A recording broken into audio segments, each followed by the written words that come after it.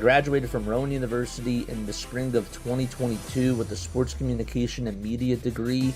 I got to actually call minor league baseball and G League basketball games while I was in school. And then I graduated, and as soon as I graduated, I went to NFL Films in Mount Laurel, New Jersey.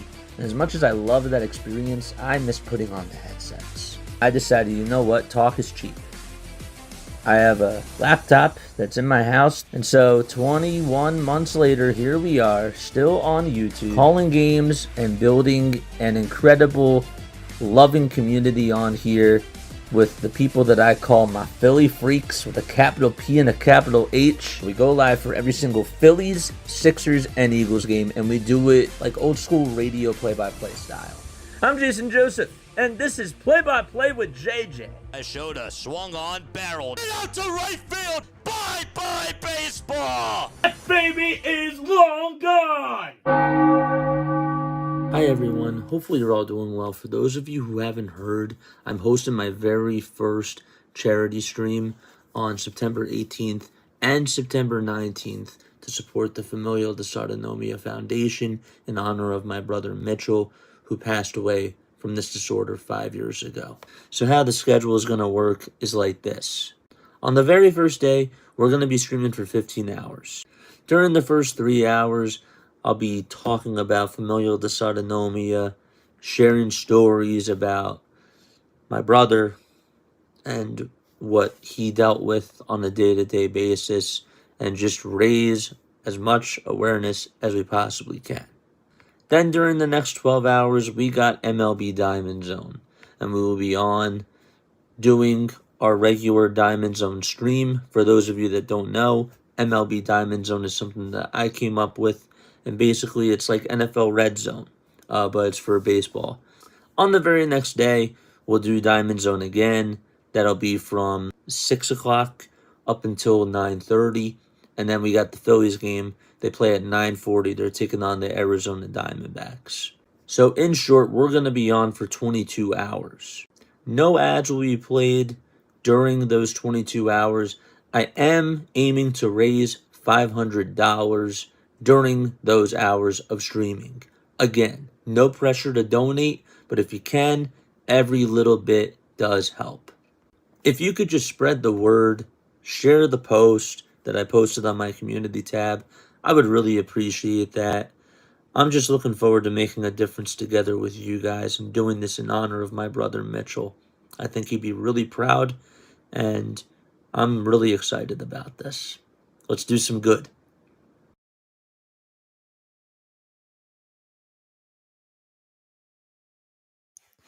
All right, testing 1, 2, 3, 4, 5, 6, 7, 8, 9, 10, 11, 12. What is going on, chat? Hopefully you're all doing well and having yourselves a very fantastic day. Can you guys hear me down below? Am I coming on in clear? Let me know if I'm coming on in clear down below. Dude, I didn't realize how dark this hat is. Let me turn on the light. Maybe that'll help see the Batman logo. That helps a little bit. Doesn't really help too much. Chat, can y'all hear me? Can you guys hear me down below? Why can't I see chats? Why can't I see chat? How are we doing? Are we coming in clear? Nice. What's up, chat? Snowman's here. What's up, Snow? What's up, Eagles? No cam. Yep, I know. We got it up and running. All right, we're clear. Does it sound like that the microphone is coming in from the Rodecaster, or does it sound like it's actual like computer audio? You can hear me loud and clear. Great. That's awesome.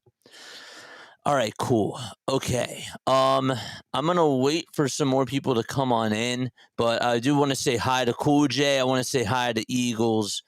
I want to say hi to Snow, of course. What's going on, guys? What's up? Mitch is here. Shout out to you, Shapoke. Thank you so much for the donation, my friend. That's really, really nice. I really, really appreciate that. What else do we have? Cool J, Georgia, Shy Bay is here. What's up, Shy Bay? Let's go, baby! We made it! We made it! I got my Batman hat on in honor of my brother because he loved Batman. Okay, I will play you. So I did a documentary on when I was in high school. I took a TV media class during my senior and my junior year of high school, and that's sort of like when my love for media really started, and just getting on into broadcasting and that type of stuff. And during my senior year of high school, I think it was the final project that I had to do was I had to make a documentary about something, and it obviously hit home. I had to do something about my brother because I live with him and I see him every single day, and his whole story was just a story in itself. So I did that, but I bring that up because you'll see on the documentary that we have this huge Batman. Okay, we still have it. It's still in our house. It's insane. It's a very big Batman. And my aunt got it for him. I believe it was, and my mom can correct me, or somebody in the chat from the family can correct me, but I believe that it was for his 17th birthday, and it was delivered from Maryland. They had the comic. Oh my gosh, I can't remember what it's called right now. It's like not that far from Camden Yards. They had it shipped down. I believe it was from all the way there. I could be wrong, but I believe it was for his 17th birthday that she got that whole thing shipped down. And he loved Batman. Really, he really loved Batman. He was a big Batman fan, and yeah, I mean, he also was a big Disney fan too. Like, he really got into like a lot of the Disney characters. He loved the villains. He loved Jafar. He loved I don't know, like so many other people. Hercules. He loved Hercules. He loved Lion King. He was a big fan of Scar. Oh my gosh, he loved Scar. Iron Giant. He loved the Iron Giant. I mean, we'll definitely get on into everything for sure. But how are we feeling, chat? How are we feeling today? How are we feeling? Yeah, so basically, here's how today is going to work, okay? So I have 3 live streams that are set up right now for today, okay? We will be doing DiamondZone a little bit later. For those of you that don't know, like, what DiamondZone is, I basically have been doing these like baseball, these long baseball streams where I've been going live for sometimes it'll be for 3 hours because the Phillies would play, but sometimes they're like 10 to 12. I think that the most I've done was 12. I think that was the most that I've ever done. But we'll be doing like other baseball games as they come during the day. It's basically like a NFL Red Zone edition of covering Major League Baseball, and we do it like it's a radio style, and that's going to be really awesome.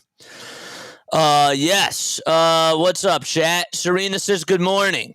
Paul says you sound fine. That's good. Fine, I'll take that. It sounds okay to me. I don't know all that technical stuff. Okay, good. It sounds like we're coming in clear. That's really what matters. My man, posted in the community for you. Good luck today. I love your Gibson guitar jacket representing Nashville. Yes. So my sister's fiance, she I'm sorry, I can't speak. He works at the Gibson Guitar Factory, so he gave it to me, and I was like, I gotta rep the family. You know what I'm saying? So I got the Batman hat on I got the Batman hat on for Mitch. I got this on, and yeah, I'm ready to go, man. I'm so ready to go. But yeah, so how it's gonna work? Just to get back to what I was talking about really quickly. Whoa, we don't want to break anything today. We definitely don't want to break equipment. No. So yeah, so the very first baseball game starts at 1:10 p.m. Eastern time.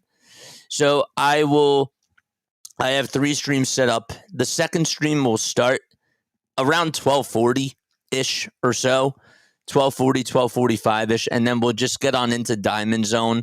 But of course, as the day goes, we're just going to still keep talking about Mitchell. We'll still keep talking and raising awareness about FD and familial dysautonomia. And then we have for our third stream, we have another DiamondZone. But I expect that with the way that the games are working today, let me actually pull up the schedule really quickly so that way you guys can see it. Okay, so let's go to MLB schedule. Let's pull it up and let's share our screen. Thank you so much again, CeeLo. I really appreciate that, man. Okay, so here is how it looks. I don't know why I'm small. That's weird. Is this what I wanted? No. No. Can I move myself? Yes. Okay. But now I'm bigger. I'm bigger now. What's going on? Video settings. I don't want to maximize. I want to customize. There we go.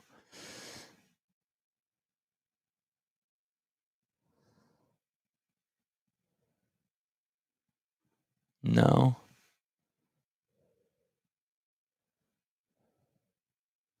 That just switches sides. Let's try this. Okay. Yeah. And then I can take chat off really quickly. There it is. Okay. All right. So these are the schedule, or this is what the schedule looks like today for baseball. So how it's going to work is just like this. Okay. So the first set of games are going to be at 1:10. Okay. So we got Guardians taking on the Tigers at 1:10 p.m. Eastern time. We got the Mets and the Padres at 1:10. We got the Rays and the Blue Jays at 1:10. At 1:35, we got Boston against the Athletics. And then at 2:10, it'll be Royals versus Mariners. And then at 3:10, it's Rockies and Marlins. Now, God forbid, weather.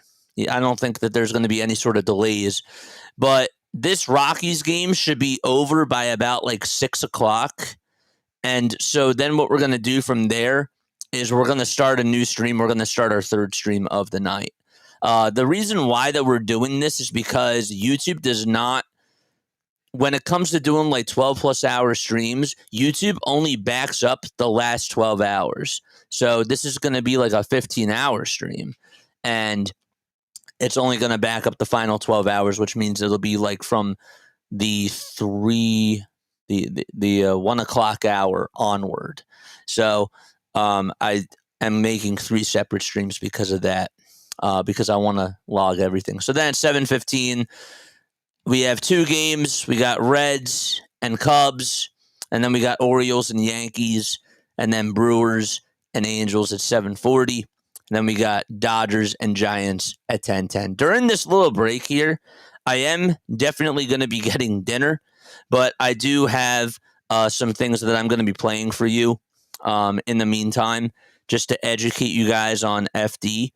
That some stuff that I had pre-recorded and that I stayed up all night just getting together. So that'll be cool. But yes, this is what the Major League Baseball schedule looks like today. So again, just to recap, so we're gonna get off at around like 12:40, and then we'll start the next stream at 12:40, and then we will start the final stream after the Rockies game is done. So DiamondZone will start at 1:10. That's when the first set of games will be. We'll be on at 12:45 for that. 12:40, 12:45. Same thing. And then we'll do our second half of games after the 3:10 game is done. All right. Let me get rid of this really quickly. Stop my screen sharing. There we go. Okay, now we're back on. Nice. I'm so happy to see you guys. I really am. I'll be honest. Like I've been really nervous just doing this because I've never done anything like this before. But I wanted to do something that I felt like could really try to bring us together even more, and we can actually not only spend more time with each other, but also just try to do some good. And I really want to try to do that a little bit more, and what better way to do that than now, you know? So you guys most certainly can donate via YouTube. However, unfortunately, and this was my fault, okay? When I first started, or a couple of days ago, I put in a request to add in FD as a charity because I didn't realize that they didn't have it on there, and that was my fault for not looking at that before. And usually when it comes to like the YouTube Gives program, if there's a charity that's listed on there, they'll have 100% of the donation, be given out to whoever it is you're donating to, and they don't take anything out taxes wise, nothing like that.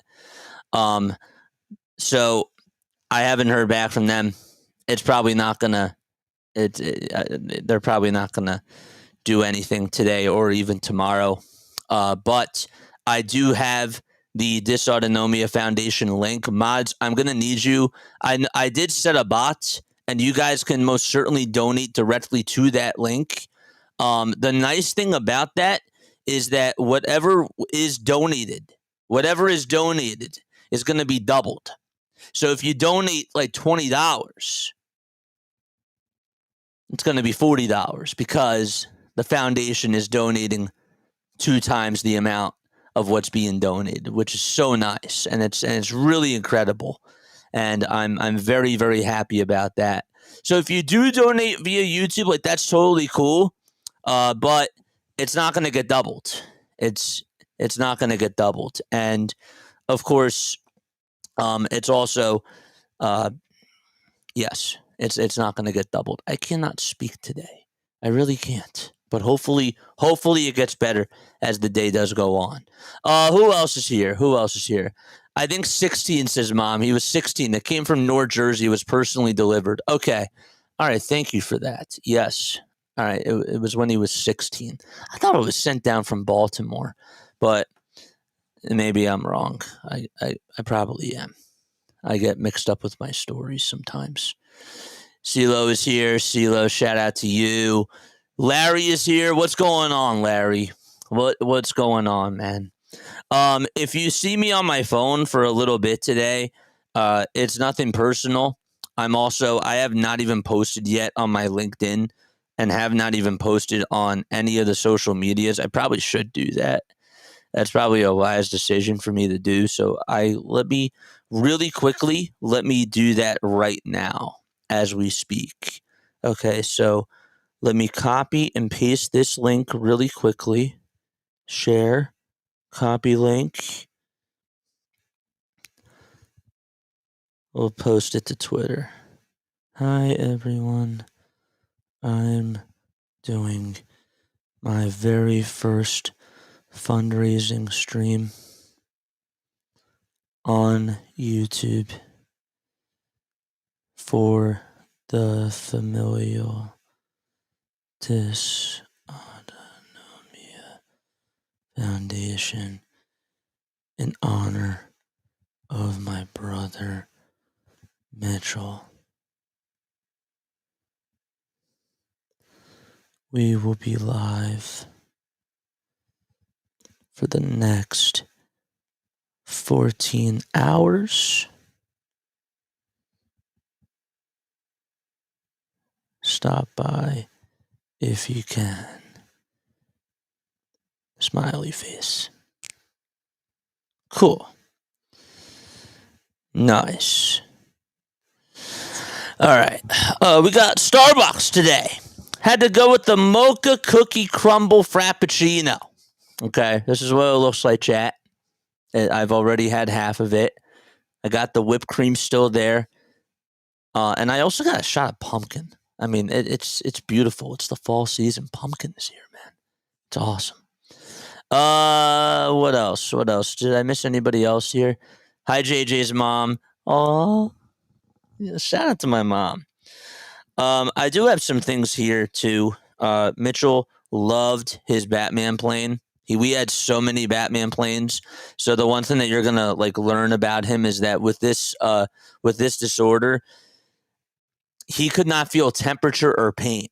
So he wouldn't know if he actually hurt himself, and if he injured himself. So if he were to go touch a hot stove, he wouldn't know if it was hot or if it was really cold, or if he burned himself or whatnot. He could not feel it. Now, what's funny, because he was a character, he would actually say, ouch.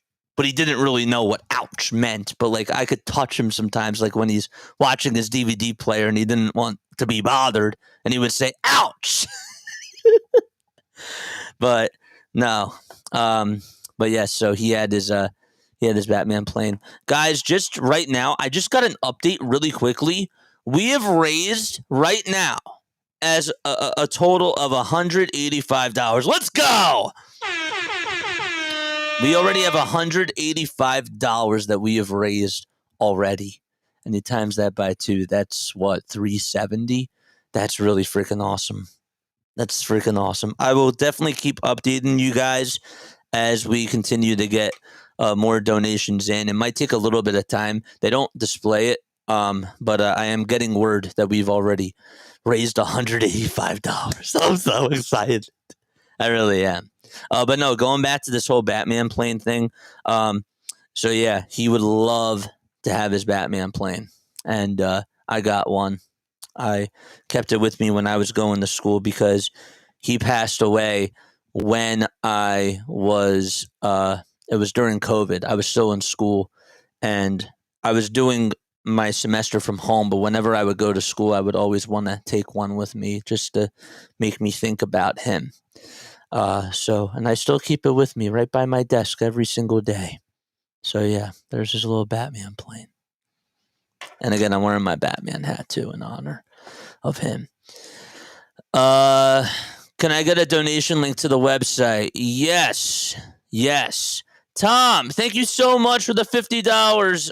For the $50 dono. Thank you so much, Tom. You're absolutely awesome. Shout out to Tom.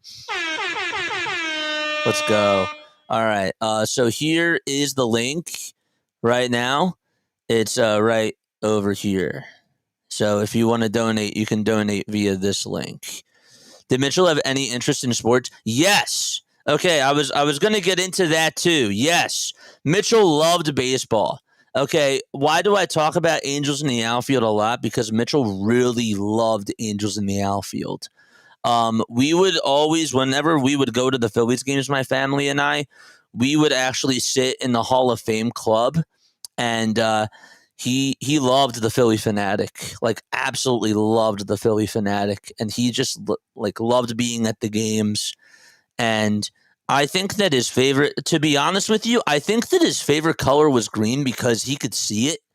That's just my sort of theory, because he definitely had problems with his vision, and that's just what tends to happen when you when you have FD. So, but yeah, he loved baseball. He also was really into football. He liked the Packers, and so my dad, every time that there would be a touchdown and the Packers were on, he would yell "score," and my brother would get so into it. He would have his DVD player. He would watch movies on his DVD. But then when my dad would say "score," he would look up and he would have a big smile on his face. So I don't know why he was into the Packers, but again, he loved the color green. Green was his favorite color. Larry, I know that you probably would not have liked that, but yes, he was definitely into baseball and football for sure. Oh man.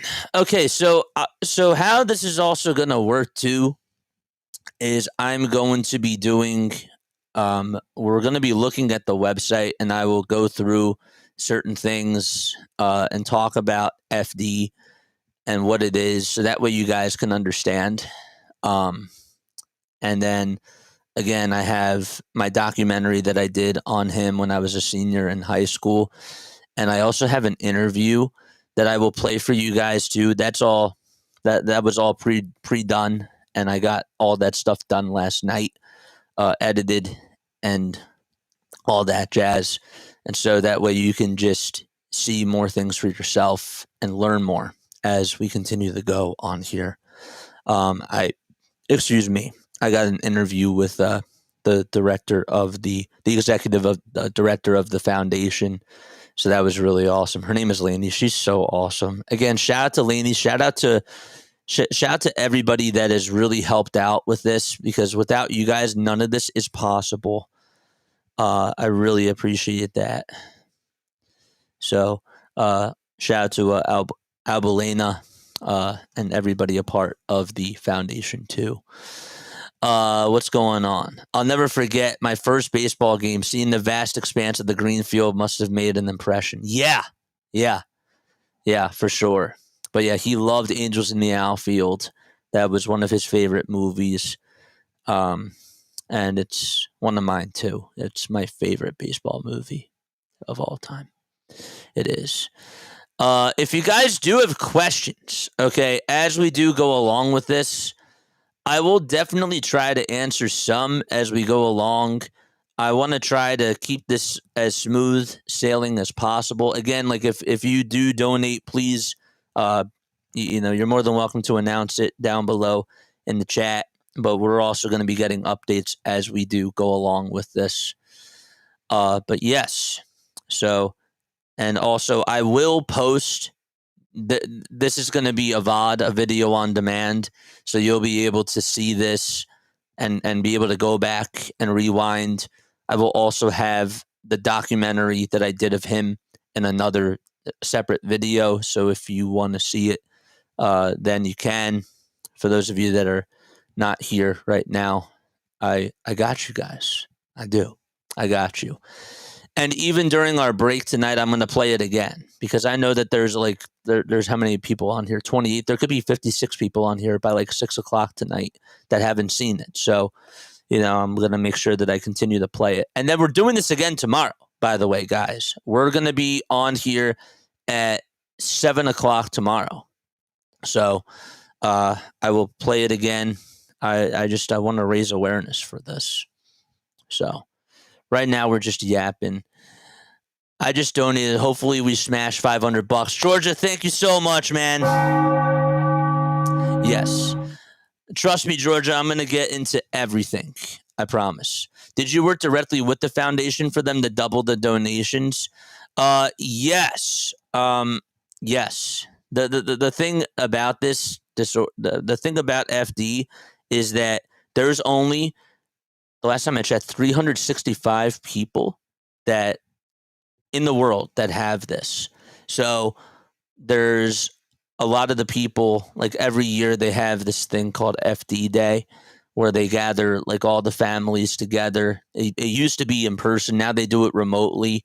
But pretty much we knew a lot of the families. It was a very close community. So, and we still keep in touch with a lot of them.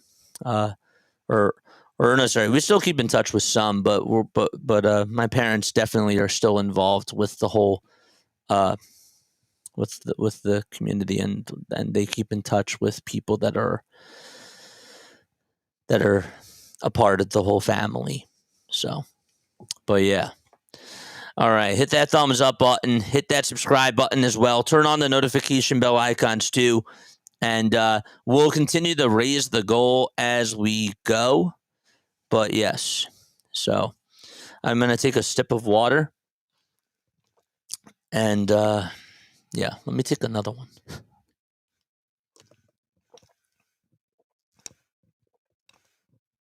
Okay. All right. So yeah. We're at $236 now. Let's go. 236. And we're not even through the first hour yet. Oh my gosh. I'm happy about that. I'm really happy about that. 236 have been raised so far. And that also doesn't count what else has been donated via YouTube. So we're at 300. We're at 300 already. Wow. It's great. We're easily going to pass this $500 marker without a doubt. And then we'll just continue to raise it. It'll be great. So, yes. All right. Let's get the screen share up and running. JJ, I'm currently broke, but I plan to donate when Jen gets paid on the first of the month. Oh, Larry, since it's not during the stream, can I donate in Mitchell's name or your name or something like that? Absolutely. Yes. Yes, absolutely. If you do want to donate to the foundation, you can also, and guys, I didn't say this either, but for those people that don't like want to put like their credit card or their debit card info online, you can write them a check. I am going to post I probably should have done this before, but I will do it right now as we speak. I will do it right now. I would just post the Dysautonomia Foundation link in the chat. Dysautonomia Foundation. Here's the donate link. If you do decide to do it this way, anonymous, or even after the streams are done, we can post that right now. Here it is. And again, I can also message it to you on Discord too, Larry. But that is the site. You can do it by check. You can do it by PayPal, or you can do it anonymous. Yes, absolutely, 1000%. All right. I think it's time to get the pencils and the papers out. What time is it? 9:56. I'll give it like another 5 minutes or so. Another 5 minutes. Just to see if other people decide to walk on in, and then we'll get things started. And again, if there's things that you do miss, I promise you, I will post a separate video of just the whole I don't want to say slideshow, but we're going to like go through the website, and we're going to do like a little stop and go, sort of like a presentation, if you will, and talk about the disorder and everything. So it'll be great. 200, man, we've gotten 300, man. It's awesome. That's so sick. And again, if you guys do have questions, please ask them down below too. Where is the fan? Actually, okay, so let me turn on the fan really quickly. I will be right back.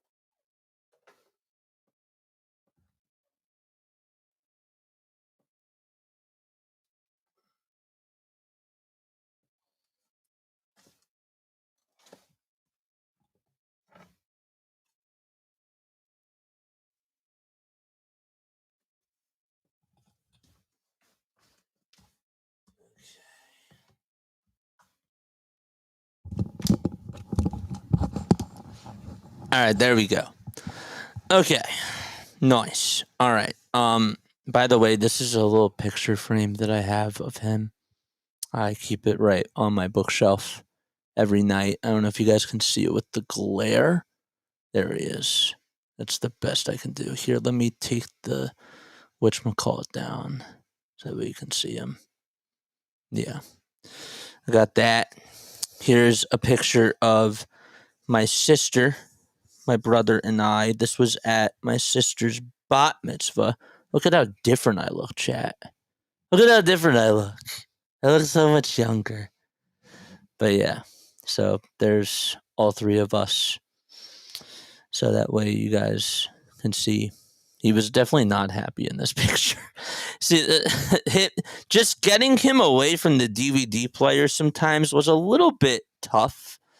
But he did tolerate those types of things. But then we would have to tell him, do you want your DVD player? And he would say yes. You got to smile for the camera, say cheese, and then he would be like, cheese.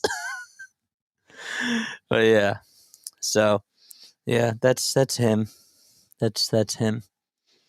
All right. It is 10 o'clock a.m. I think we're ready to rock and roll. All right. So let's get the screen share up and running.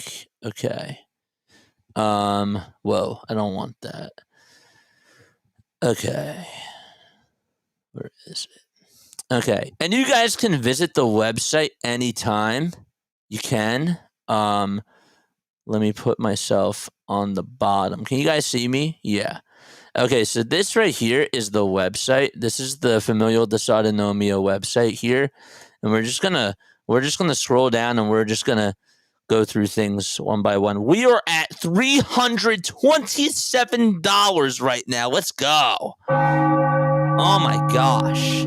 We have raised $327 right now. I might actually have to up the goal as we continue to go through this. That is so awesome.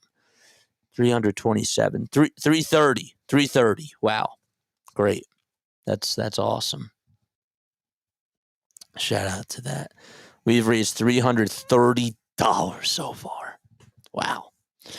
All right. So basically, FD, as it says right here, it's a genetic disorder that affects the autonomic and sensory nervous systems. FD is it's found in Ashkenazi Jewish heritage, which is Eastern European Jewish heritage. So ancestry is where it all began. It's one of the rarest diseases, with only 350 people currently living with FD worldwide. It's really not common. It's really, really not, man. So it's not common at all, but they have a medical center out at NYU, which is where we went to for all of our doctors, all of his doctor's appointments, and the staff there was really awesome to us. All the doctors that were there, they were great. They were really awesome. Dr. Axelrod was awesome when we had her, and everybody else that was a part of the whole clinic and the team. FD is inherited in an autosomal recessive manner. When both otherwise healthy parents pass on their the copy of the mutated they call it the ICAP gene to their unborn child. Everybody in my family got tested for it. So basically, my mom and my dad were carriers of the gene, and they had, and my mom can correct me if I'm wrong here, just based on the stats, a 1 in 4 chance of having a child with FD.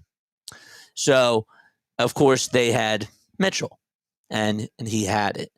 Now, my aunt is a carrier. Okay, my mom and my dad are carriers too. My sister is a carrier. I don't know about my grandma. Was my grandma a carrier? I don't know. But I am not a carrier. I'm not a carrier. So that means that whoever I marry, we're not going to have a child with FD because both parents have to be carriers of the gene. The one thing that you're going to learn about today is how important it is just to get tested, and how important genetic testing is, just to make sure that any of you guys that are out there aren't carriers of the gene. But yes, I want to donate. Is there a secure website? Yes. Here they are. Yes. Here it is. Really quickly. I'm so sorry. Let me post it again. There it is. It's right. It's where is it? One sec. I'm going to just keep the email up really quickly. And let me put it on this browser. One sec. I do have a timer that goes out that should be able to show you the link, but I posted it for every 5 minutes. But yes, 1 second as I find it. There's my channel. Here's the link right here. Yes. Okay. This is the link right here. It's also attached at the very, very top of the chat too. There it is.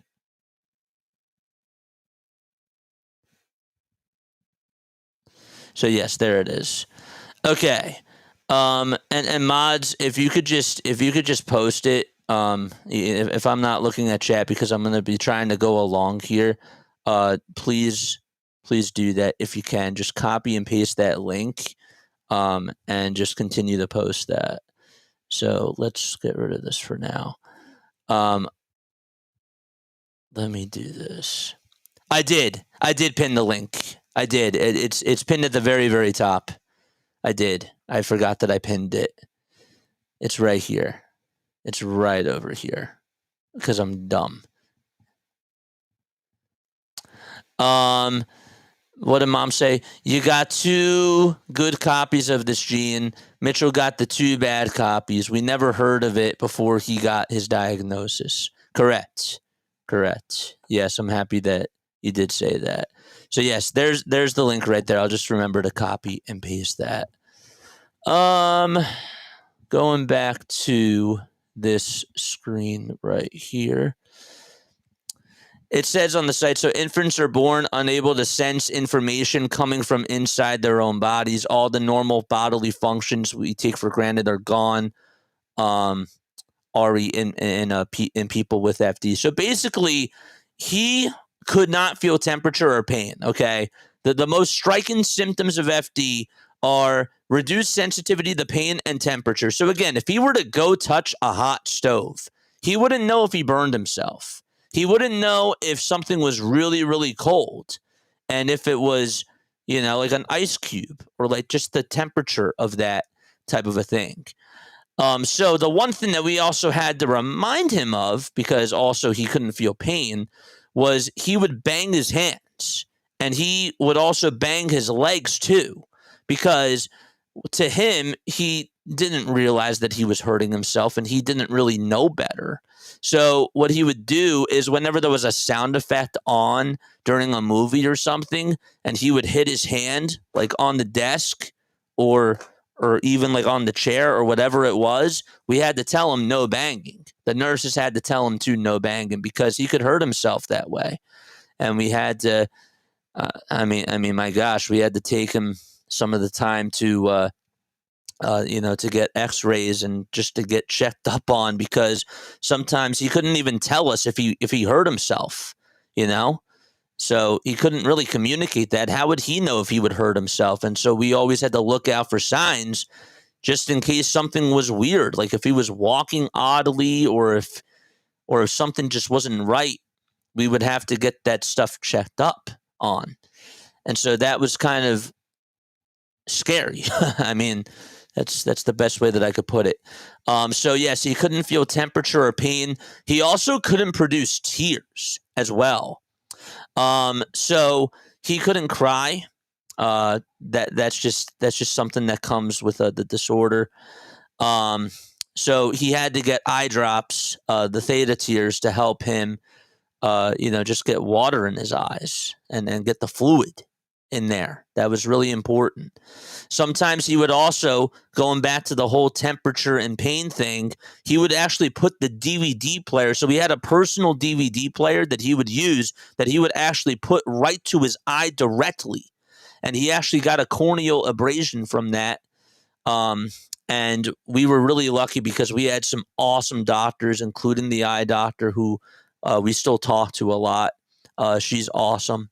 She's really great. Guys, we have raised $432.60. We're at $432.60. That is just unbelievable. Wow. We're like only an hour into this, man. Just an hour into it. And we're already at 432. It's insane. But yes, so he would put the DVD player to his eye, and we would have to watch out. And especially when my mom was his caretaker and we didn't have nurses all the time because of insurance and all those types of things, we had to keep extra eyes on him. And he would do stuff like that. And sometimes, like, what he would actually do was he was really he was really like a kid, man. He would sometimes watch the nurses go away, and he would do that, and I'd be watching him, and I'd say, Mitchie, can't do that. And then he would get mad. But yes. So he was he couldn't feel pain, could not feel temperature, inability to produce tears, needed eye drops. He also had very unstable blood pressure, which was also really scary as well. So his blood pressure could be really, really high, or it could also be really, really low to the point where he could pass out. And we had a lot of oxygen tanks in the front of our house just for that reason. There was a time where he would actually legitimately pass out on Saturday nights for whatever it was. And he had to be on a heart monitor for a little bit of time, because the one thing that's really common with this disorder is just the imbalance of blood pressure. So the nurses, whenever they would come on over, they would have to take his pulse ox, and they would have to test out all that type of stuff every hour. And if he was sick, if he was not feeling good, then they had to do it, of course, more. So yes, oxygen tanks were absolutely huge. So anyhow, that was something that was really scary, of course, that we had to, that he had to go through. And yeah, he would go sometimes into crises, which is basically episodes of cyclical vomiting. He couldn't really vomit. He had a fundoplication when he was younger, so that way, because he couldn't eat by mouth either, and I probably should have said that too. He was tube fed. He was tube fed. He could not eat by mouth. Could not eat by mouth at all. He was totally reliant on the feeding tube, a GI feeding tube, and he had a button that we would attach the feeding tube to, and he would have to get fed certain feeds and certain meds every single hour. And if he was sick, he had to get more meds. And we actually had nurses pre-draw the meds, like through syringes, and they would have to learn how to do that. So, but yes, so he was tube fed, and he needed that. So, inability to suck or swallow. Many individuals affected by FD must use feeding tubes, as I just said, just to get proper nutrition. He also did have poor growth. He didn't grow much. There was something else I wanted to say too. I forget what it was, but yeah, it was a lot to deal with. It really was. Vision problems as well. Some people that have FD are blind, and most certainly do have vision problems. Mitchell didn't go blind, but he definitely did. As he got older, he did have more vision problems. I'm trying to think of what else. Other respiratory, cardiovascular, orthopedic, digestive, and vision problems. He had to have a BiPAP on at night. We always made sure that he got oxygen. He always had a night nurse. Sometimes it would really suck because the night nurses would call out sick, or if the weather was really bad or whatnot, guess who had to stay up and watch him, even during the night? My parents did. So they really sacrificed a lot. And they did everything that they could just to give Mitchell a very good quality of life. And I will always be super grateful for that. But yeah. So he couldn't swallow by mouth. Living with FD is a daily challenge filled with unimaginable obstacles for those who were affected as well as their families. Guys, I didn't really take a lot of trips when I was growing up. But whenever I did stuff with my family, it was always really special because we always had to pack a lot of stuff. We would have to overpack oxygen tanks. He had a vest that he had to wear just for his respiratory. getting junk. He had a cough-a-lator, and other types of medical equipment that we would have to take with us that had to have been packed beforehand. That doesn't even include the clothes and the feeds and all the meds.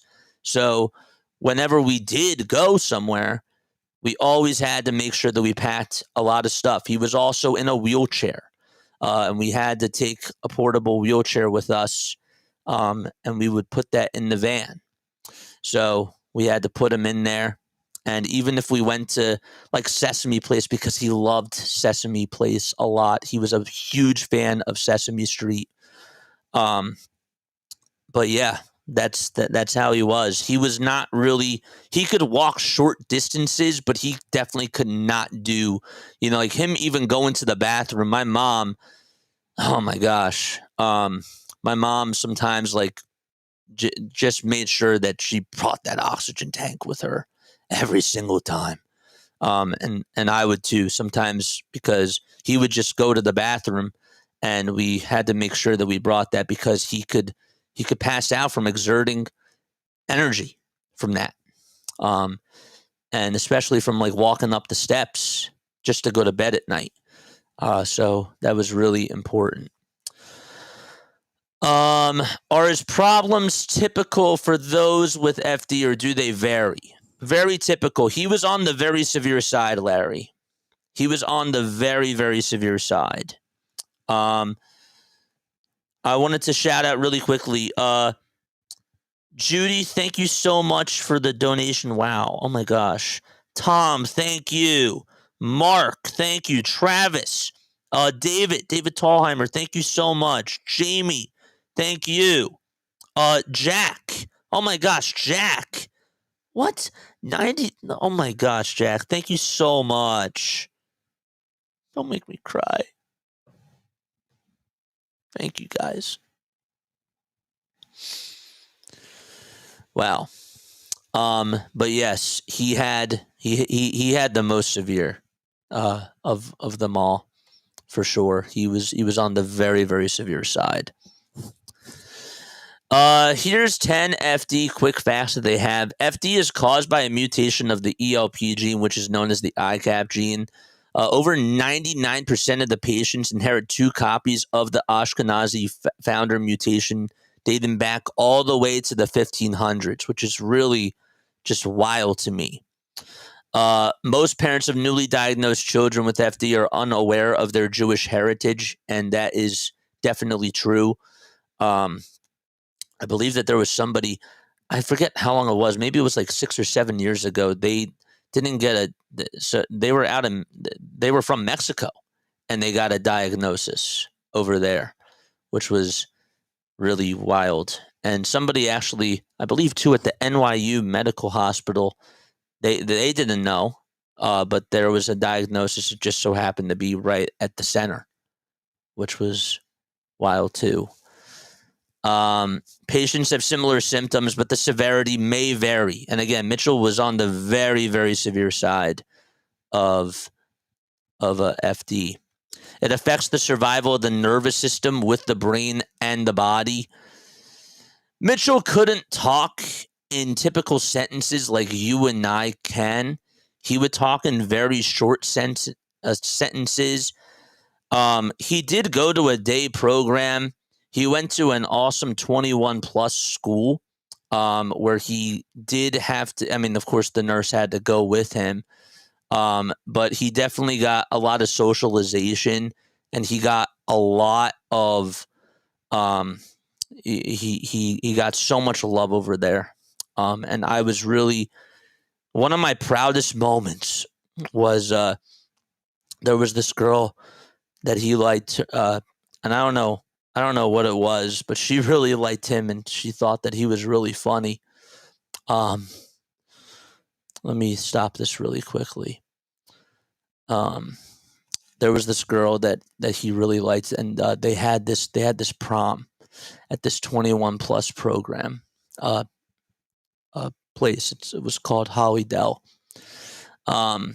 And they went out to the prom together, and I was there, and I was there with my dad, We got him up out of the chair, got him away from the DVD player, and he was dancing, and he, like, looking into his eyes, he was so happy with her, you know?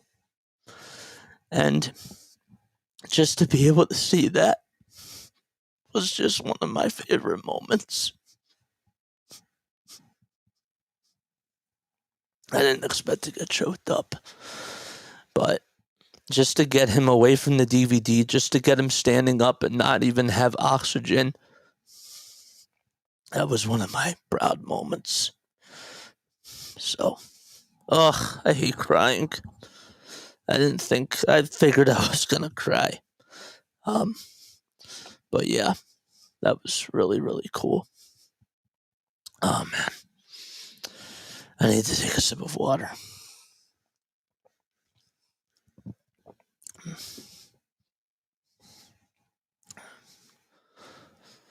Oh man.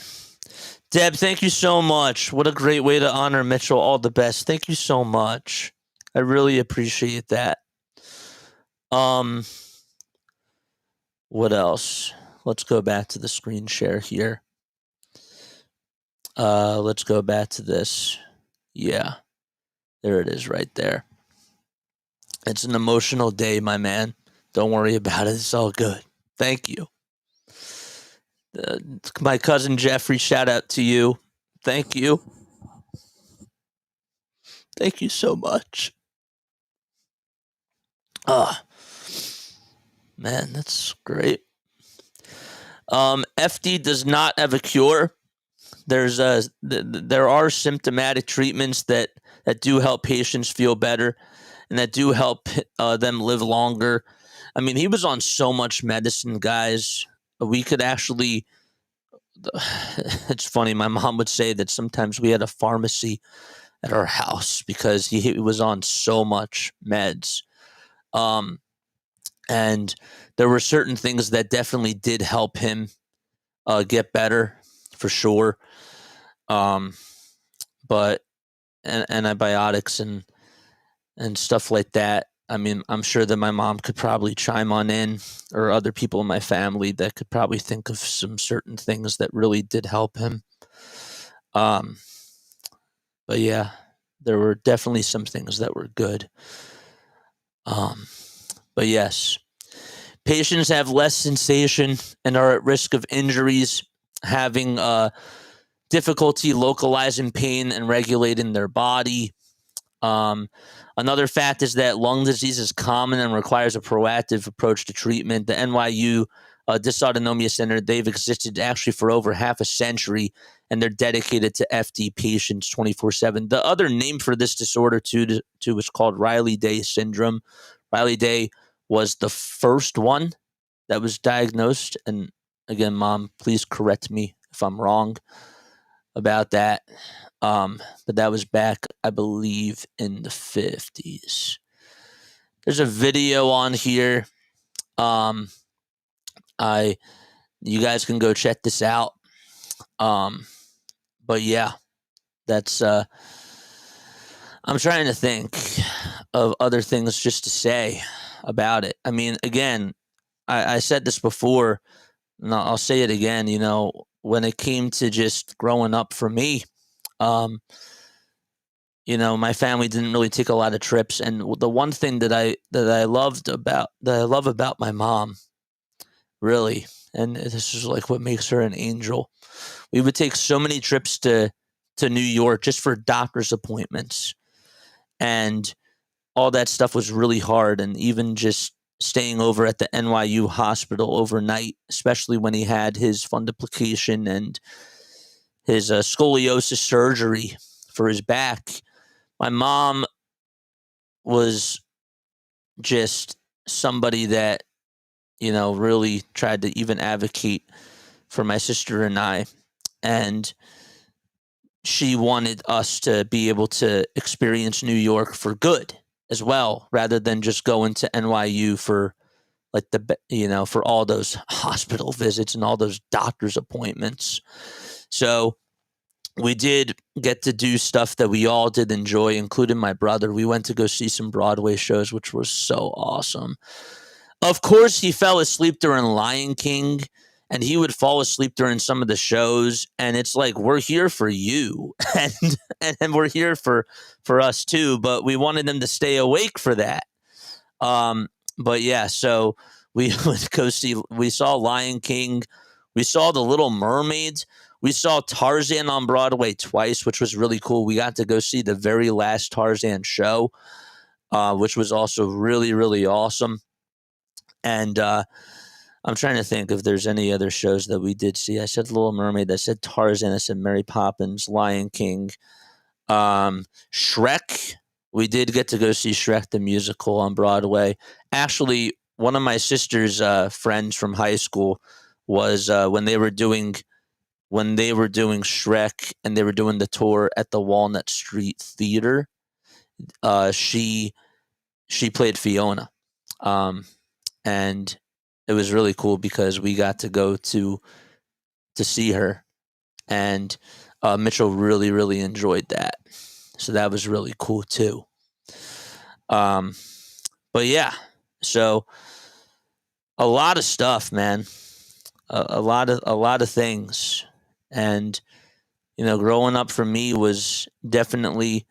I never looked at it as a curse. I always looked at everything that happened, like even the nurses that were a part of our family and that were really close. Like we still have a nurses day that we do. My mom likes to do it in November where she gets the nurses to come, like some of the night nurses and the people that really cared for Mitchell and the people that stayed with us for a really, really long time. She wanted to dedicate a day to them and have them come on over and just, get together and reconnect, which is really nice. But yeah, it's crazy. Riley Day was the doctor who first diagnosed the disease, says my aunt. Thank you, Janice. I do appreciate that. And yes, you were right. I don't know why I said the first patient. But yes. Dr. Riley and Dr. Day first described it in the 50s. Yes. Now I do remember. And see, this is why I'm really happy that I have my family on here too, because it's a lot for me to even just carry by myself, and there might be some things that I mess up on, but I'm hoping that I'm given pretty much all the facts. If I don't really hear too much else, I think I'm doing a pretty good job. We did get to go to Disney World. That was really cool. We got to go there twice. We did it through the Make-A-Wish Foundation the very first time. And the second time that we went, that was awesome too. Again, like we didn't really get to fly much and we didn't really get to travel because he was very medically, he had a lot of medical needs. He just did. Again, like he needed oxygen. He needed so much stuff. It's, I could just go on and on and on. And again, for those of you that are just tuning on in right now, I am going to have this on replay. You guys can certainly go back and you can watch everything that we've been talking about. And we can go over some more stuff there. If you guys do have questions, please feel free to ask. And again, I do want to take this time to actually mention that, guys, we have gotten our first goal, $520. Let's go! Let's go! $520 already. Wow, we've already surpassed it, and we're not even an hour and a half. Like, yeah, we are an hour and a half done. Wow, that's incredible. Wow. So we've passed 500, man. Yes. But my gosh, yeah. Wow. That is so great. That's so awesome. Paul, thank you so much. For the donations. Mitch, thank you so much for being on here, man. I hope all is well. Love you, buddy. I really, really do. Yeah, we've gotten 520. Wow. I can't believe it. I can't even believe it. It's absolutely insane. Yeah. Yeah. I'm trying to think of other things. The one thing that he really taught me, the one thing that Mitchell really taught me was how to care for other people, and to recognize other people who were in need. So I don't really talk about this much, but um, I I was in resource classes when I was younger. I had learning disabilities, and I actually have my own disorder. It's called short chain acyl-CoA dehydrogenase deficiency, which is in short SCAD. That's that's what it is. It's basically I could go on into it, but and I could talk about it further, but I don't want to make this about me. But I do want to say that when I was really young and we were at NYU, the doctor who helped take care of Mitchell and dealt with all his needs, her name was Dr. Axelrod. I talked about her a couple of times. She noticed. She was the one that noticed, and she talked to my mom, and she actually got me help because there was something that she noticed that wasn't right with me. And if it weren't for her, honestly, I wouldn't be where I don't know if I would be right where I am today. She really helped out with that, and she was the one that saw signs that there were definitely things that weren't right with me, and that was a blessing that ended up coming out of this. I could get on into I could go into so many different rabbit holes. I could get into so many different things. And again, you guys can read. My family members are also in the chat as well. They're going to be sharing stories too, and they're going to be giving their own insight on things. And of course, for those people that obviously did know him, they were more than welcome to come on and share stories about Mitchell as well, which would be very, very awesome. But yeah, so I will actually pull up the website again. I will pull it up once again. Yes, here it is. So again, you can go check this out yourself. As far as the programs do go, if we take a look at that, they have and we talked about this, Leni and I, when I did my sit down interview with her. We talked about the Hangouts program and some of the other ones that you'll be able to find on here: mental health counseling, virtual game nights, and all that type of stuff when it comes to just their programs. Let me go back to this and let me get rid of this really quickly.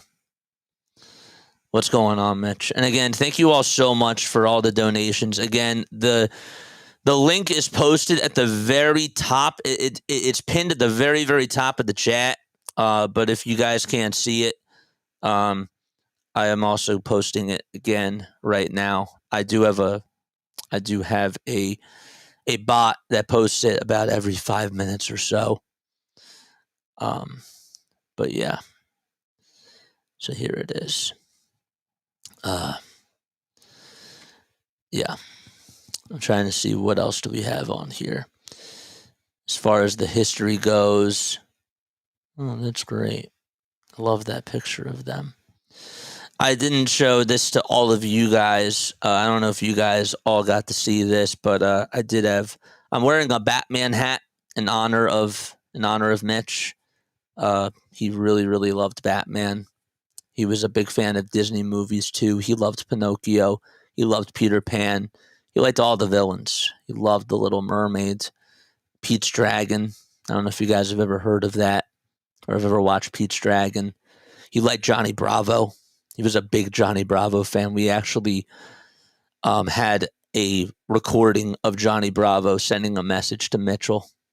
and we would play it for him sometimes, especially like when he was sick. So that was really cool. Mitchell always loved it whenever we would sing to him. So he would watch the same movies over and over and over again.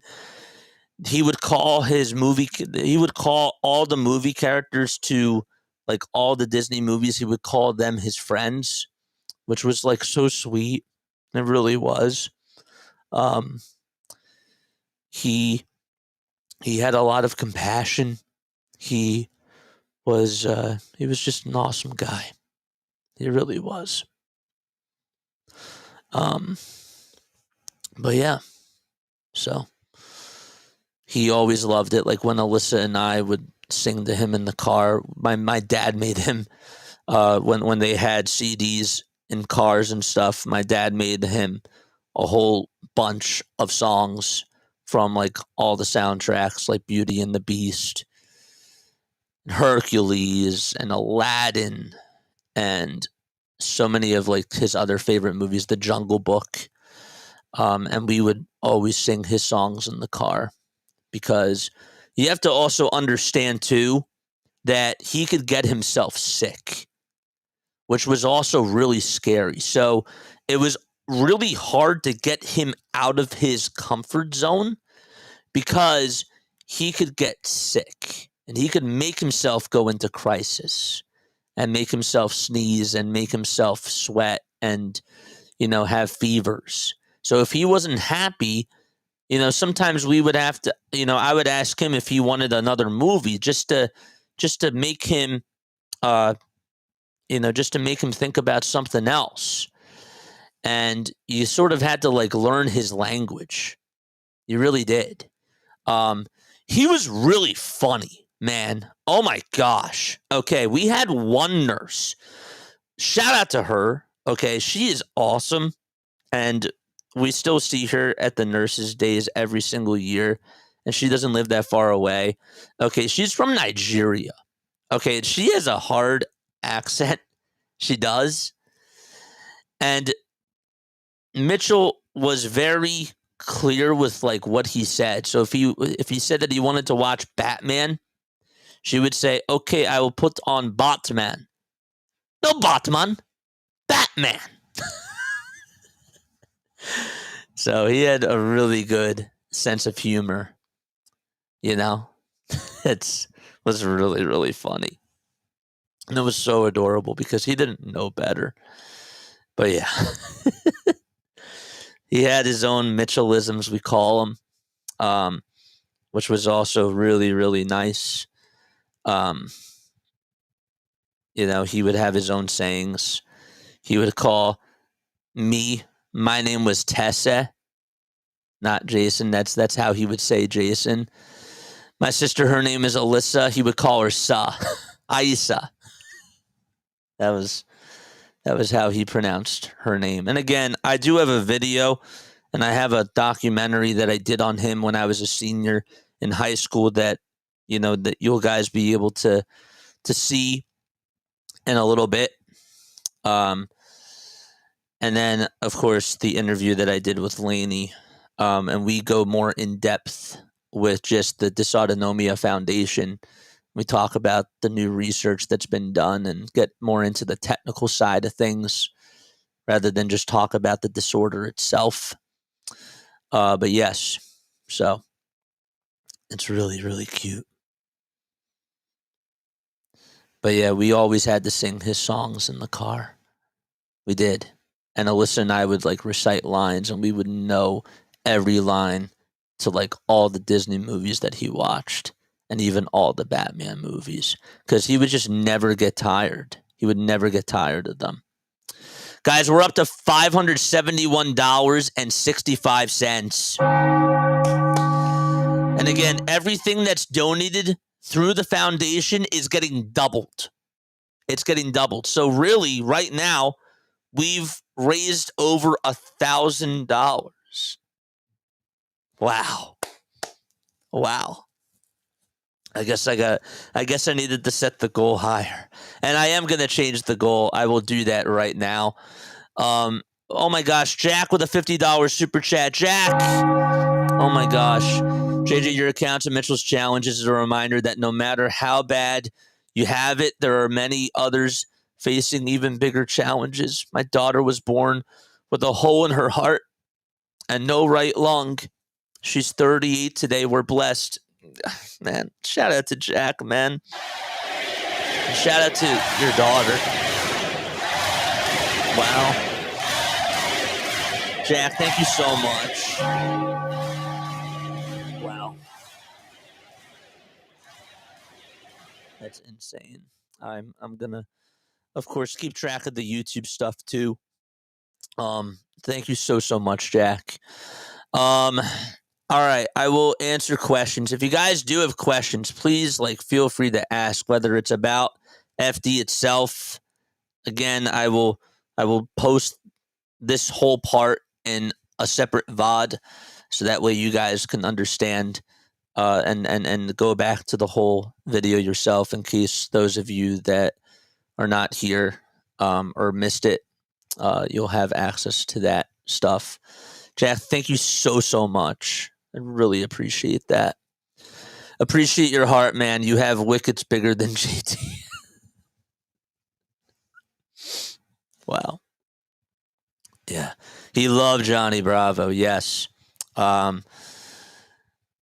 trying to think. The one really cool thing too was that when we went to go see Aladdin the musical, my aunt was always so good at trying to track people down to see if they could stay after and come talk to him. Mitchell to get Mitchell away from his DVD player. You have no idea. It took so much. And Jafar she tracked down Jafar, and we stayed after, and we got to go see him, and he was so happy, so happy to see Jafar, and he was still in his makeup. It was the actual Jafar too. It was the actual actor Jafar. It wasn't from the films Jafar. Yes, and he had the voice and everything, and his face brightened up so much. It really did. It was so awesome. So, Kathy, oh man, ugh. Hey JJ, I'm tuning in from Arizona this morning to support you, your family, and your efforts to bring awareness of FD. Much love. Glad to hear you already met your goal. Keep reaching for the stars. I'm going to change the goal right now. I want us to get to 1,000. I got to keep pushing that goal. I'm going to do that right now. Can we reach 1,000? $1,000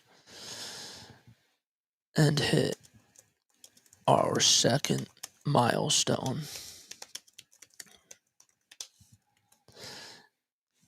Absolutely.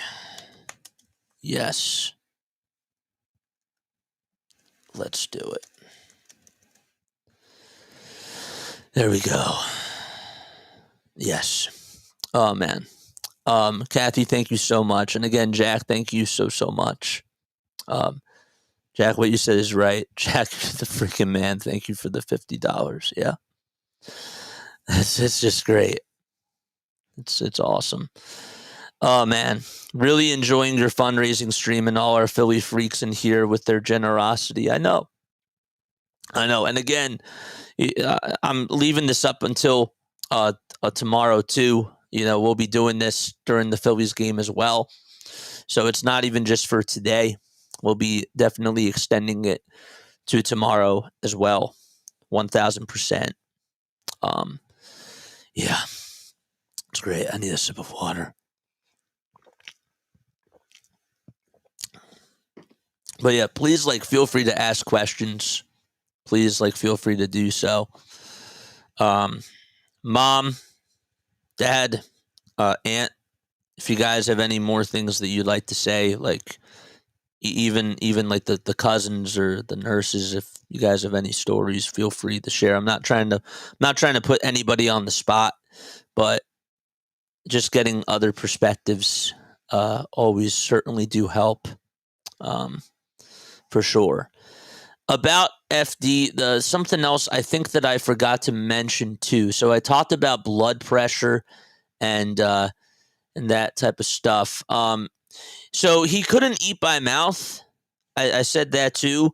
So he did have to go to the dentist like once a month. And he had to get a lot of stuff done because he would build up a lot of calculus because he wasn't eating by mouth. And so that was another thing that had to be done too. And the dentist, man, she was really awesome to Mitchell, and she loved Mitchell, and she still is really close with my mom, and we're still close with the whole family over there. We've been so blessed. We've seen so many awesome doctors. Again, I talked about it before. When it came to his eyes, he saw an eye doctor.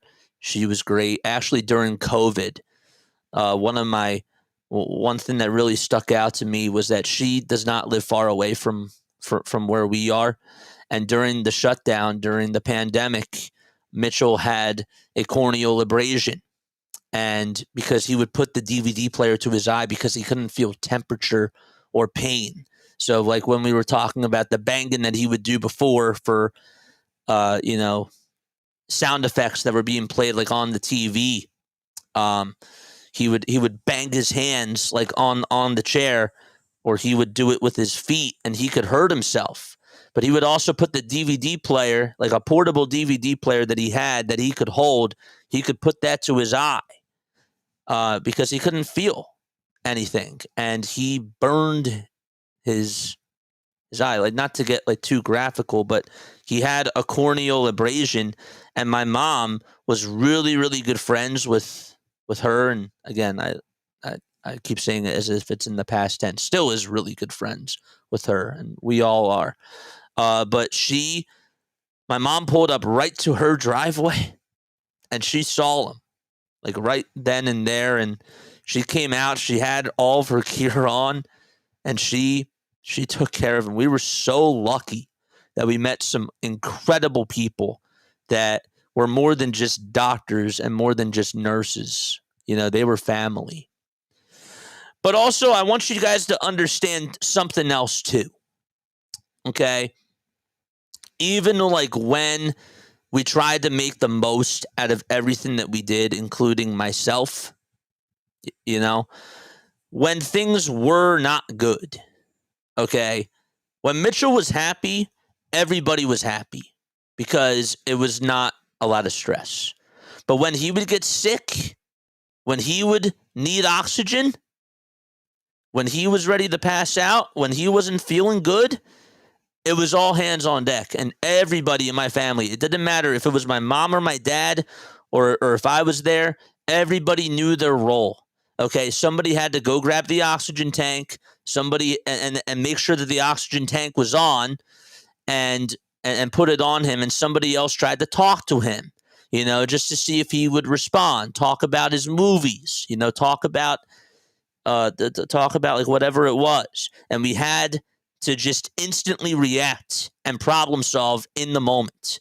My parents didn't argue about those types of things. They knew exactly what to do. And when it came to big time decisions about nurses and about staying at different facilities to get the right treatment, they never argued about those types of things. And even like when my sister and I had to watch him, if my mom was busy doing something or if my dad was upstairs working, we were on the same page for everything. And it was just something that we had to deal with when I was growing up. So I want you to understand that too, because also the other thing about it that I didn't mention was that he didn't always have 24 hours of care. So that was the other tough thing too. So the day nurse could be working from 8 to 4, and then the evening nurse, if we had an evening nurse that night, would come at like 6 o'clock. So that would mean my mom or my dad, but mainly my mom, would have to watch him for 2 hours. And if my mom had to like do something or like go run an errand, guess who she had to take? She had to take him. Pack up his meds, pack up his feeding tubes, because he had to get fed every hour by feeding tube. And so it was just a lot. It was so much to deal with. But we did it because we loved him and we wanted to give him the best quality of life, because not a lot of families would do that. You know? And I'm not trying to flex or say anything, but I'm just saying, like, that is the truth. They really needed to have patience and be able to be able to just do those things. Even if it was just going to the grocery store, my mom had to take him with her. Take the oxygen, take a bag of movies. And actually, he was really funny too about that, because my mom would be driving, and I would be in the back seat, or even if I wasn't there, or if my sister wasn't there, he would ask for a different movie as she was driving. You know? So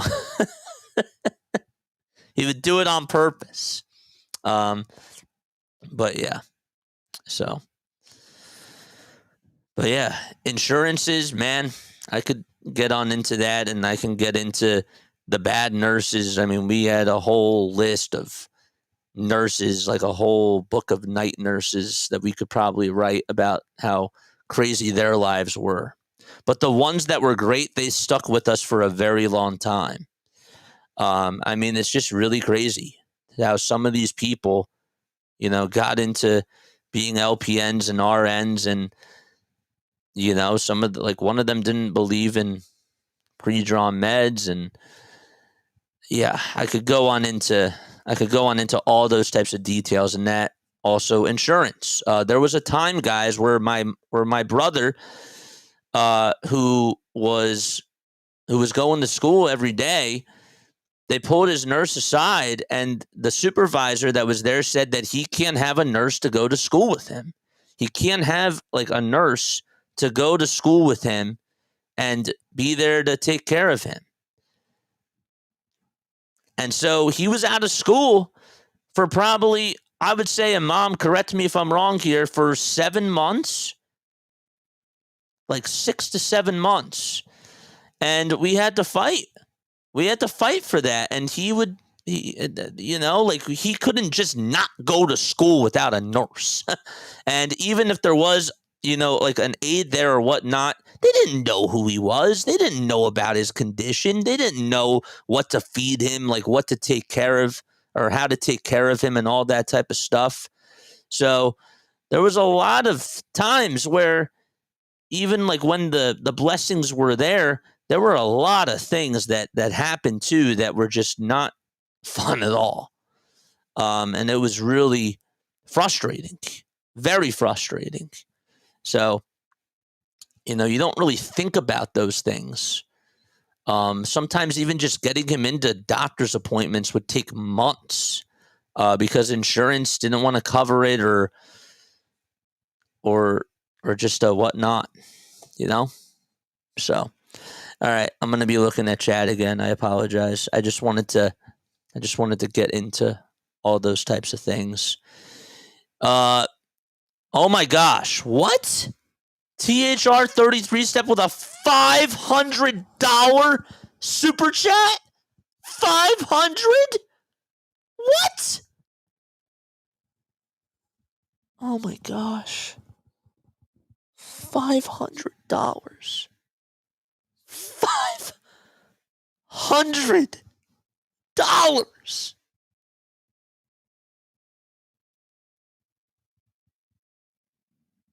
Wow.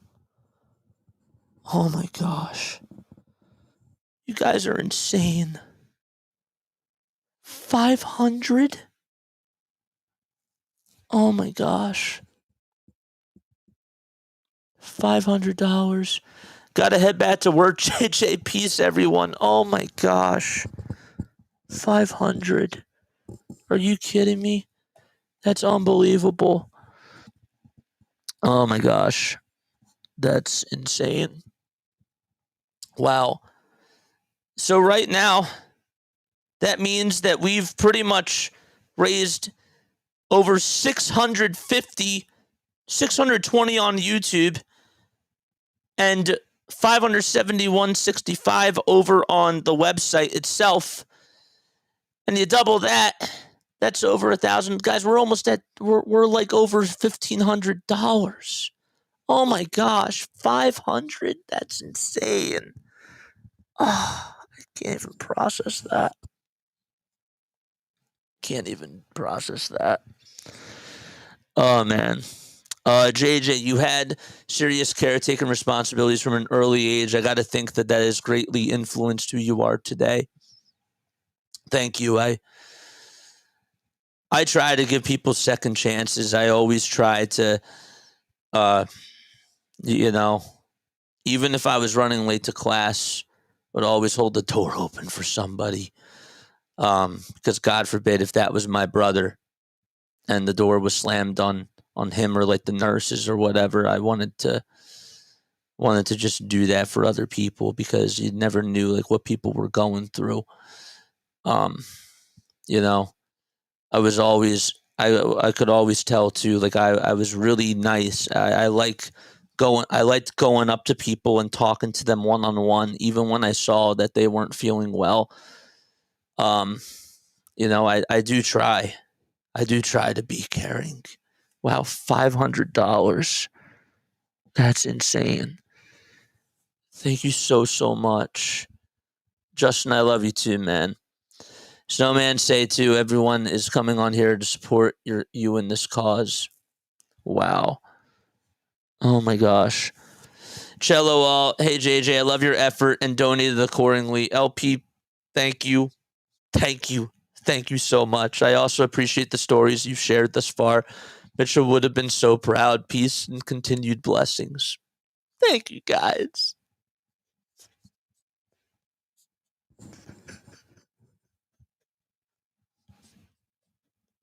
Don't mind me.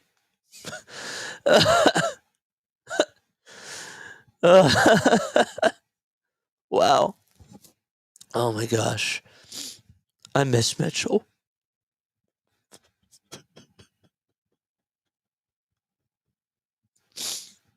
I did too.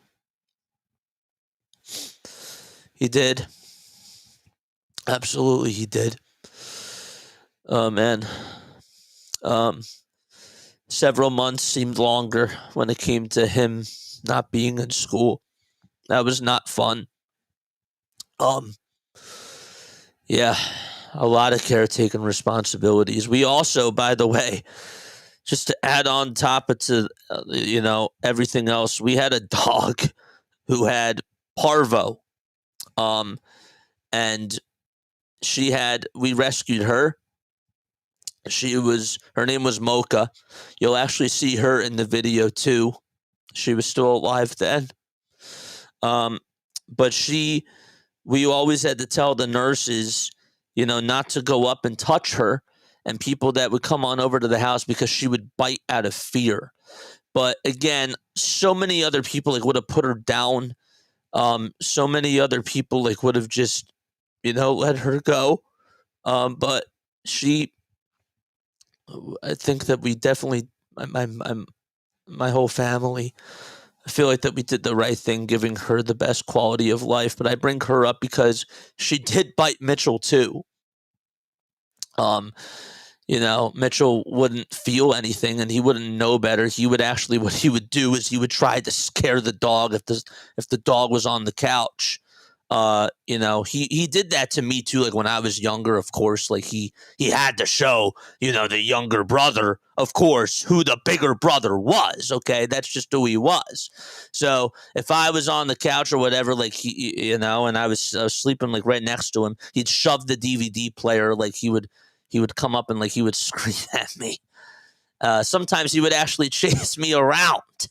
But he didn't know better, but he always liked to show.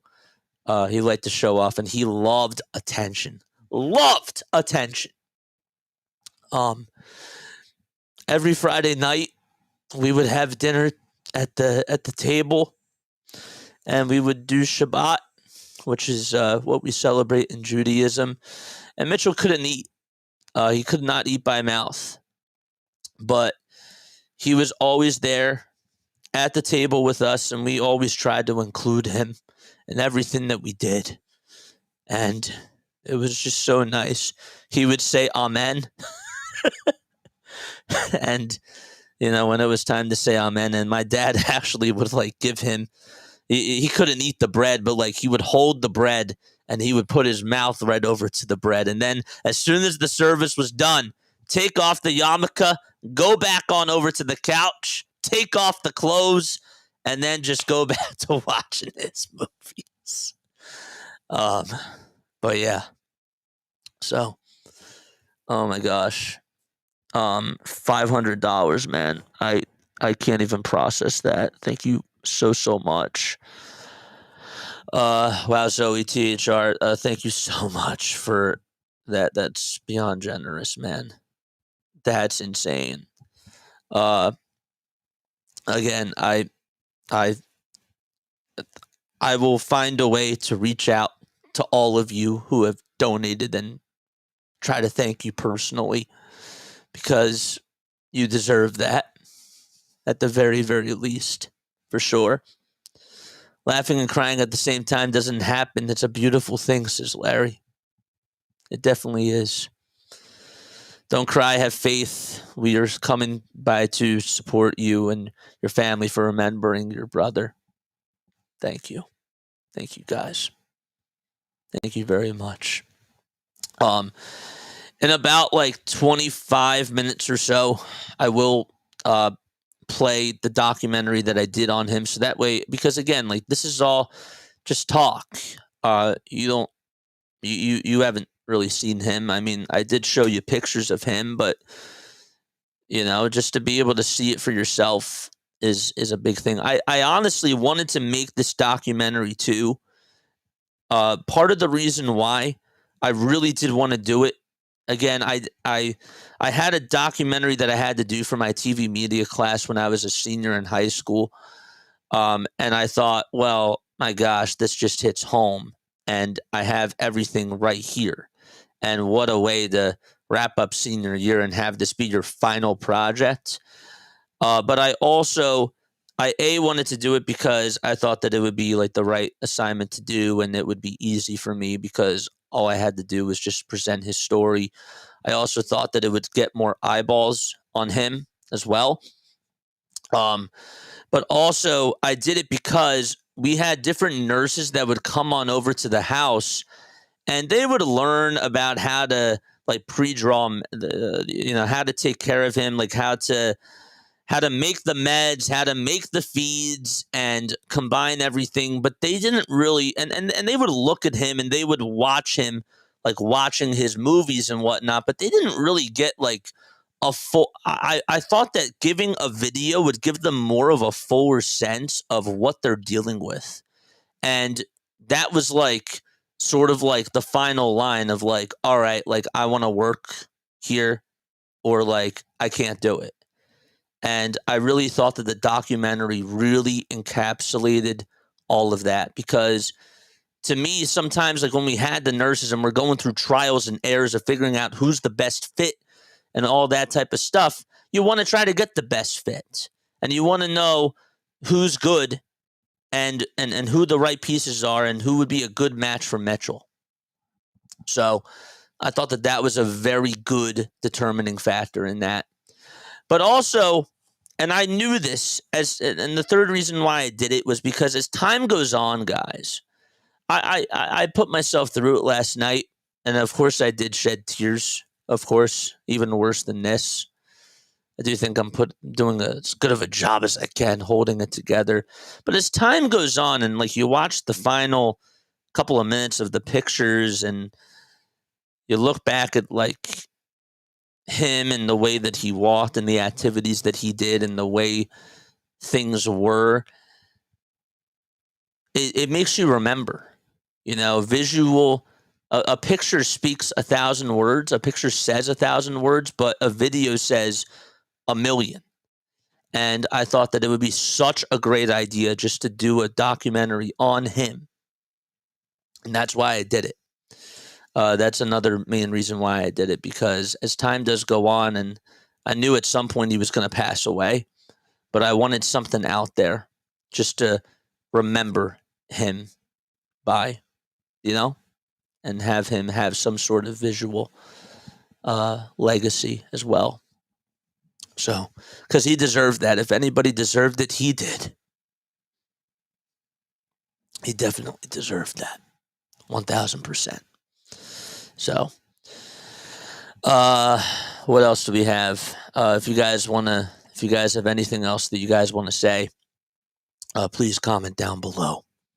And again, I will get off in about 10 minutes or so. Yeah. Love sports. As I mentioned before, loved football, loved baseball. We never took him to a football game, but we did take him to a couple of minor league games. We took him, of course, to the Phillies games as well, which was really awesome.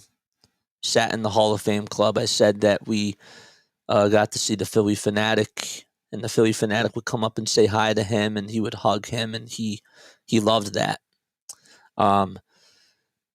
Wow. Guys, on the website, we've got $685. Wow. $685. Wow. Insane. Cheers. So, I do hope that all this stuff was valuable. He loved his blankie. Loved his blanket. He had a blanket that had cows on it. He would grind his teeth. He couldn't eat by mouth, so that was just something that a lot of people that have FD do. And he did that, and we had to tell him no teeth, because you can't do that. But, yeah.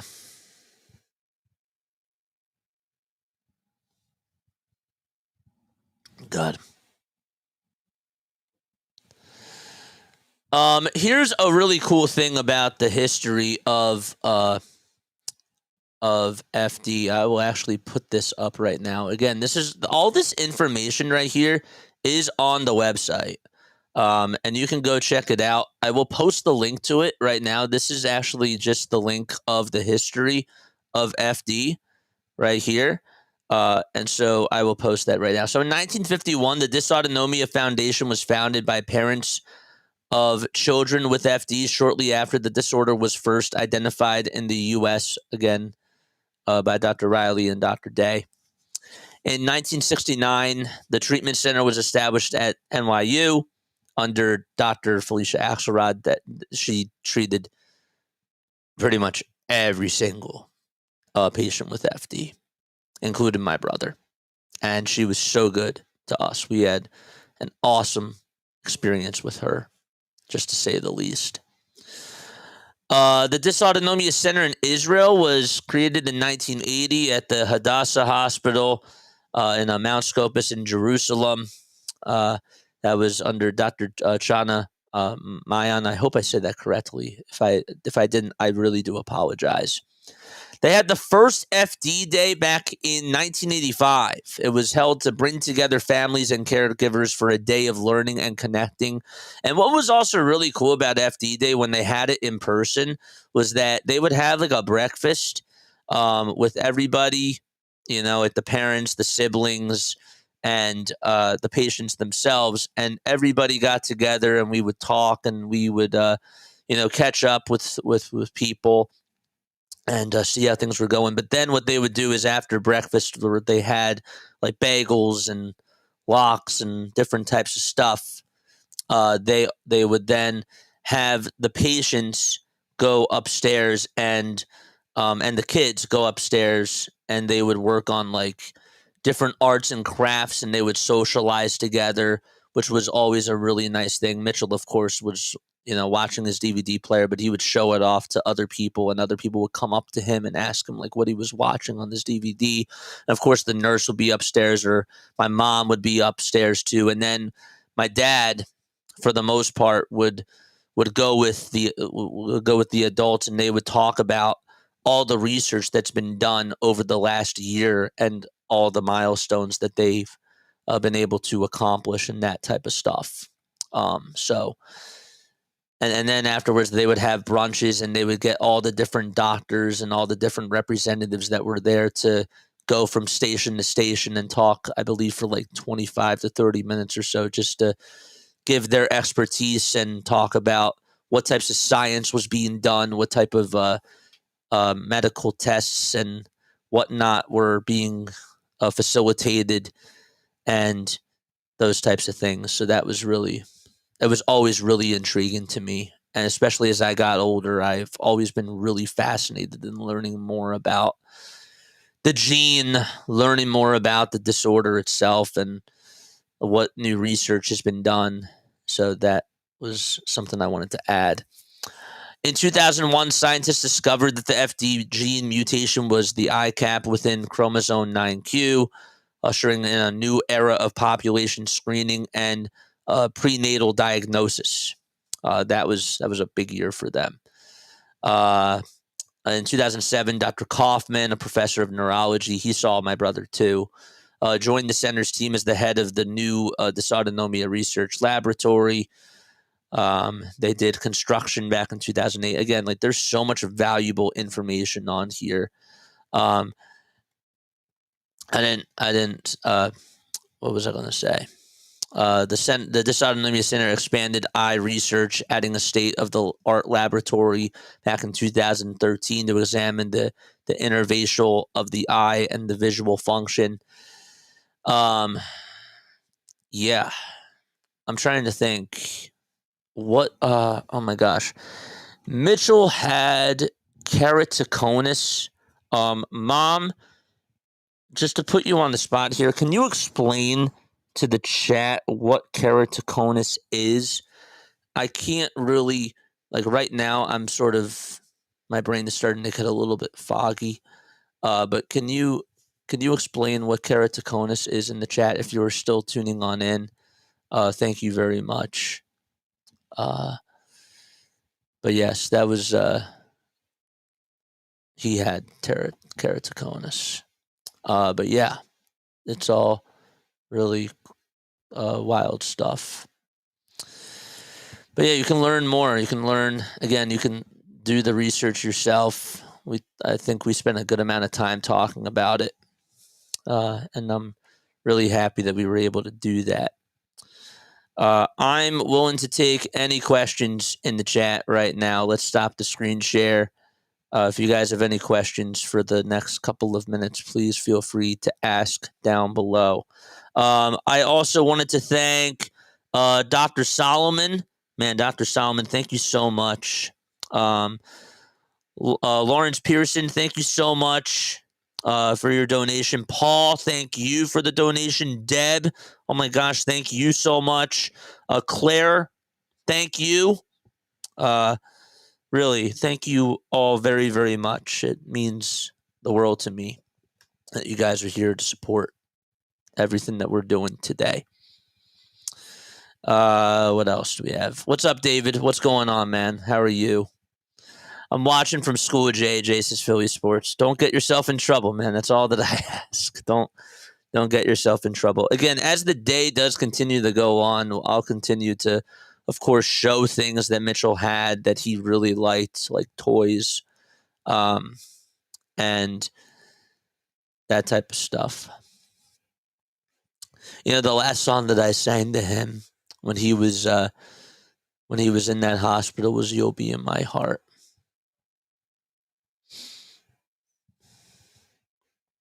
That was really cool. Thought that was really powerful, and I could tell that he heard every single lyric to that. So I had to be here to support you, man. Thank you. Thank you very much. It's a good support system. Yeah. Very, very lucky. Very fortunate. Even with all the curses that happened. My dad put it, I think my dad put it the best. He would say that there were always curses, but there were definitely blessings that came out of this too. And no matter what hassles we had to go through, whether it was my mom spending time like hours and hours on the phone with insurance companies, just trying to supplied with oxygen tanks and make sure that that was covered, or even just a feeding tube, just a regular feeding tube. The insurance companies would say, well, we're not going to insure the feeding tubes anymore because he's doing really well. So we're going to try to just take him. We're not going to be covering the feeding tubes. Even just those small victories were big wins. They were huge wins. Like, you guys have no idea. Just to be able to get a certain medicine covered was a big win. Or even just syringes. Like, my gosh, syringes. Sometimes they would say, we're not going to cover you because we don't think that he needs the syringes. And it's just like, what are you talking about? Like, he needs it to survive. Come on over to the house, see it for yourself. We invited them. And did they ever come? No. 9 times out of 10, a lot of them didn't come.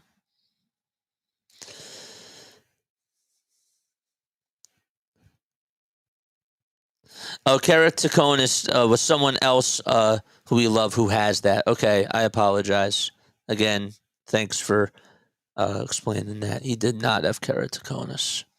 Thanks. Mitch says, I'm at the gym now tuning in. Future is to say things that they had said and tell their stories. Be sure to keep your fresh memories captured somewhere. You can't always rely on the brain. Nope, you can't. Pictures, audio clips, even on his tombstone. My mom made sure that on the very back of that tombstone that we had all the Mitchellisms out there of stuff that he would say and how he would say it. All the quotes. Like, Mai, meaning my mom, you're back. You know? Every little thing that he accomplished, whether it was learning how to turn on a DVD player, whether it was trying to get the TV movie, the movie that was on the TV in sync with his DVD player, those were milestones for him. They really were. Getting him on a bike, it wasn't like a regular, like a regular bike, but getting him out of the wheelchair, getting him out of the house, getting him up to go see Batman if Batman was here. Or like at one time there was a Spider-Man over at Toys R Us and we took him over there to see him just to get him up and just to go say hi to Spider-Man and get to go say hi to all the Disney characters. Those were all, it doesn't matter how you look at it, as if it was something small, but it was always something big, Sometimes even trying to figure out what he was saying, that was a big deal, too. How would he say? I don't know. I can't really think right now. But like Big Bird, I think he said like Big Bird, and just trying to figure out who that was. What was he trying to say? Like once we figured it out, it was always great. It's like trying to dig something out. And that was also really nice. I'll say many times during your fundraiser that your heart is appreciated and your wickets are bigger than JT. Thank you, man. Josh, thanks so much, man. Hello, good morning. I was absolutely hammered last night. Go Cubs, go.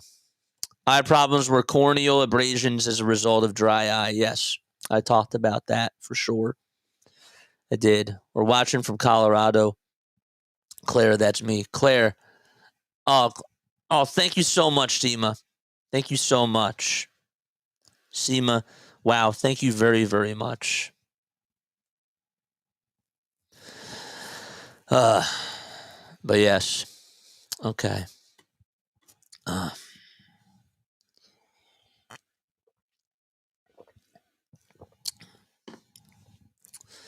Mom, how did I do?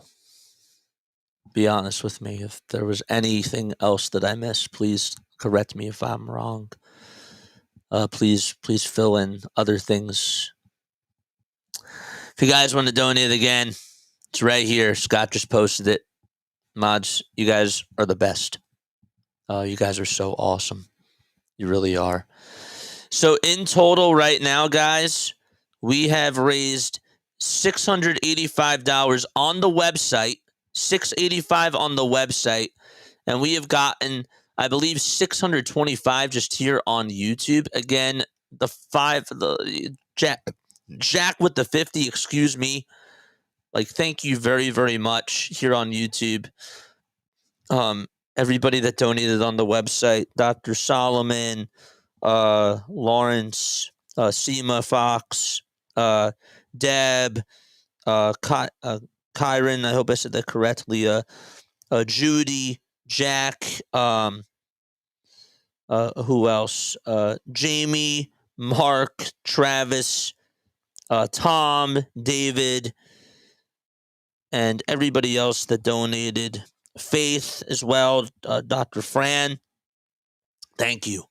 And to those people that also donated last week on YouTube too, thank you all so, so much. We're continuing to go. And again, this is going to continue to go on into tomorrow as well. And of course, how could I forget about our $500 super chat too? That's just absolutely wild. From THR33 Step. You guys have big hearts. And it means a lot to me. So, I love you guys too. Did I scroll down? Mom says I'm doing great. That means that's a good thing. Remember how he'd get frustrated when someone didn't understand what he was saying. He'd yell, "Mom, my!" Oh my gosh. It also makes me think sometimes too, when we were at the dinner table, right? We could be eating. My mom could be asking me a question. She could be asking me, "Jason, did you take the dog out?" Mitchell would yell in the other room, "No." Wasn't talking to you, Mitchell. I know. Oh, man. You need to put your goal up with the money that you want. I did. It's in the poll question, man. Yes. Well, LP, I heard my name too, but it could have been another Claire too. No, it was you. I believe that it was you. I'm pretty sure it was you. One sec. Claire, why am I not seeing this right now? It was definitely you. What the heck? Was that at the bottom?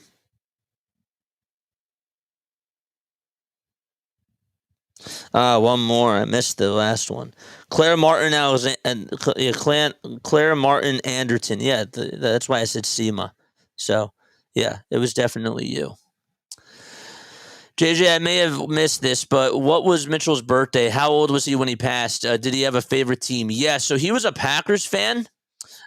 He loved the Packers, and of course, he loved the Philly fanatic. He liked watching the Phillies play as well. But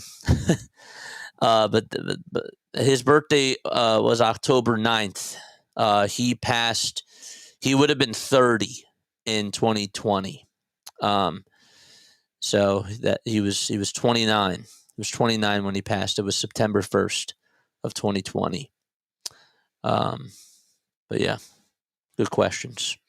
Your impression of Mitchell is perfect. Thanks. Thanks. Shout out to Max. What's up, Max? Thanks so much for coming on here. I really appreciate it. So again, we've raised over, and again, like we've only been doing this for like a couple of hours. We've raised over $1,000, like well over 1,000. We've gotten to $1,500, and again, everything that was donated via the website, which the last time I got updated was 685. That is being multiplied by 2, because the foundation is doubling that. So that is $1,350. It's pretty incredible. So essentially, we've gotten over 2,000. We got to keep going, man. Keep going. Keep spreading that word, and we'll keep honoring Mitchell as we continue to go. All right. I am going to. I did say that I have a documentary that I did, of course, which is really awesome, and I am going to play that. And I also have a interview that I did with the director of the foundation. Her name is Laney. She's absolutely awesome. You got to bear with me for 1 second to make sure that I have the right thing up. I got to pull up OBS first, right? Do I have to pull up OBS first? How was I doing this? Yes, it was through OBS. So let me pull up OBS really quickly. Say yes to this. Okay. And we will get that up and running. Okay. It'll be like about an hour, 8 minutes. And then we're going to get on into DiamondZone. So we'll talk about the baseball matchups for today. We got baseball for 12 hours. And we're going to, again, continue to honor Mitchell and continue to raise more money for the foundation. And we'll continue to talk about him as we continue to go on. All right, so now that I've gotten to talk a little bit about Mitchell, no, that's not what I want. You guys should go see him. That's not what I want. Okay. So let's pull up OBS. There's OBS, and we will be sharing our screen, which is where. Oh, first I got to turn on the virtual camera. So let's turn on the virtual camera first. Okay. And again, hit the thumbs up button and subscribe to the channel if you guys have not done so already. I will most certainly have a replay of this. So that'll be nice. Where is this thing?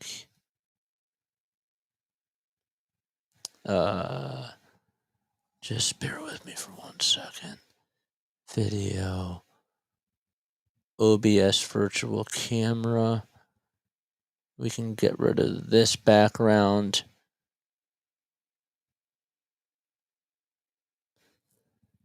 And then once the stream is done, I know that you guys can still hear me. Once the stream is done, I'm going to end this one, and we're going to head on over to the very next one, and we'll just start that one up. So continue to be in the chat. But yes. All right. So let's turn this off. And then once we get into OBS with our regular setup, it'll get a lot easier. No background. Got it. I didn't mention this either. I'm really sorry. You guys can also scan this QR code that is shown right now, and that'll also take you, if you're tuning in like on your laptop or something and you want to scan this with your phone, that'll take you to the link that way too. So you can scan that QR code that is on the screen. I forgot to mention that too. Thank you so much for as well. Okay. All right. Do we have everything up on here? Captions. Get rid of that.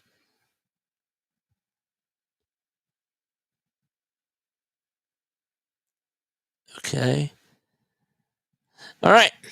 I'm going to take a step off. I hope that you enjoyed this documentary that I did on my brother, and that you enjoyed this interview too with Laney. Let's hope that you guys can hear it. All right, so now that I've gotten to talk a little bit about Mitchell, well, I think you guys should go see him. I do. And you should hear from not only just me, but from other people that were really involved with his life. Enjoy.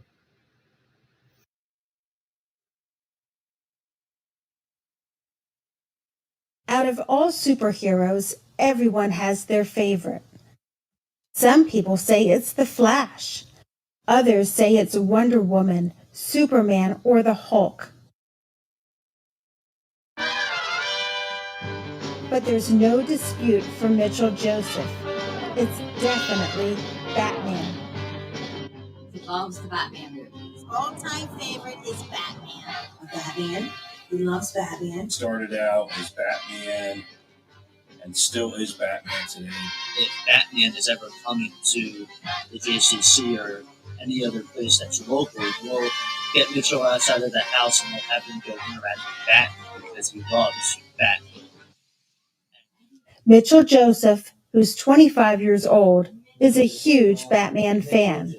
He has an enormous array of Batman movies, collectible items, and clothes. Batman gives Mitchell an ability to live a full life of adventure and excitement. What many people don't know is that Mitchell was born with a Jewish genetic disease called Familial Dysautonomia, or FD. Familial, which is genetic through the family, and dysautonomia is the dysfunction of the autonomic and sensory nervous systems. This means that he cannot feel temperature or pain in his body.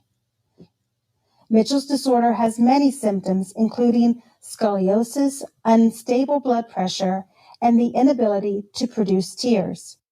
He has a DVD player and he scrapes his hands on it a lot. And that's kind of when he's excited or when he's watching it continuously. And he rubs his knuckles on it and they get red. Sometimes he'll bang them and he gets like sores on his hands. You know, Mitchell can bang his hand. One time he got caught in the door, the sliding door of the van inadvertently, and he didn't know anything happened really other than his hand was stuck. We find a way to catch the signals that his body sent out to us. Like, for example, when he's cold, you can see like what we call a goose bump, and he's shivering. That's a sign that he's cold. When Mitchell wakes up, his body needs to adjust from sleep to wake mode. Because his vital signs are not regulated, he often goes into a state called crisis. This causes him to have many episodes of retching, sneezing, high blood pressure, and heart rate. He can retch almost like he needs to throw up, but he can't. He can't throw up. He had a thing called a fundification, which sews the top of the stomach.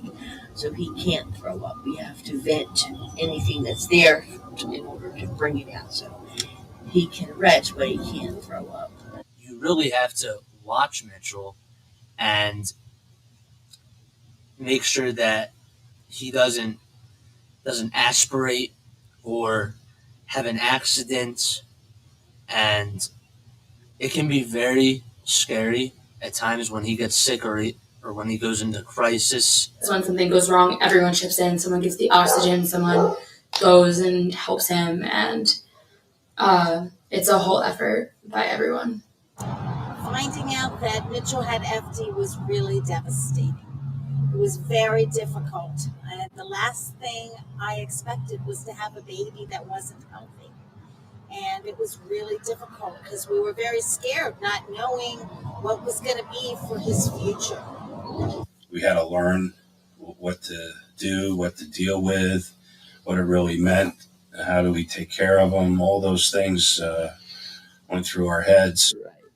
Since Mitchell cannot swallow food from his mouth, he uses a feeding tube. Next to Mitchell's belly button, he has another button that is used for medication, hydration, and nutrition. That's right. His feeds is a puree and a formula. They're to like give him nutrients and to keep his body fed. He gets medications. He gets a lot of respiratory medications, which includes his inhalers and his neb treatments. He gets what makes that called carbidopa, so that help him with his blood pressure.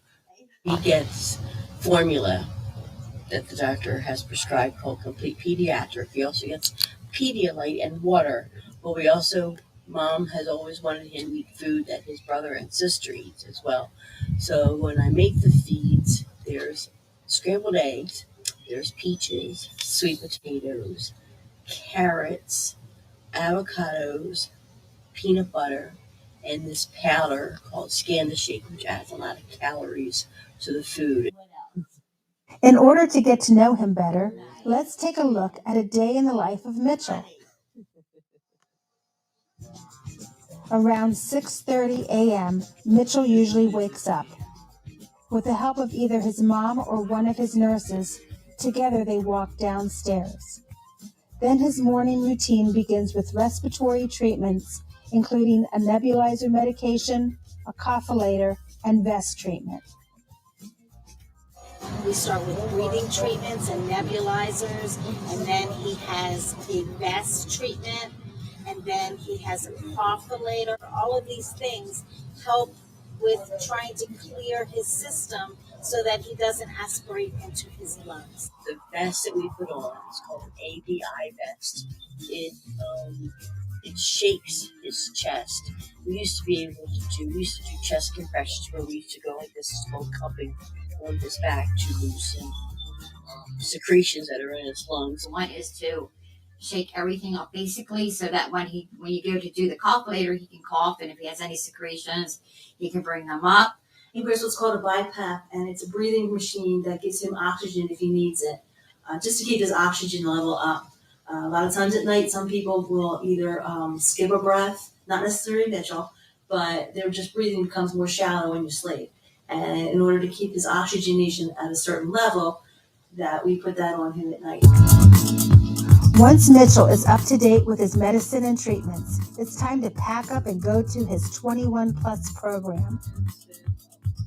During the weekdays, Mitchell attends this program at Hollydale High School in Washington Township. Mitchell's mom and nurse help him get to the car safely. He loves to travel, singing along with his favorite tunes.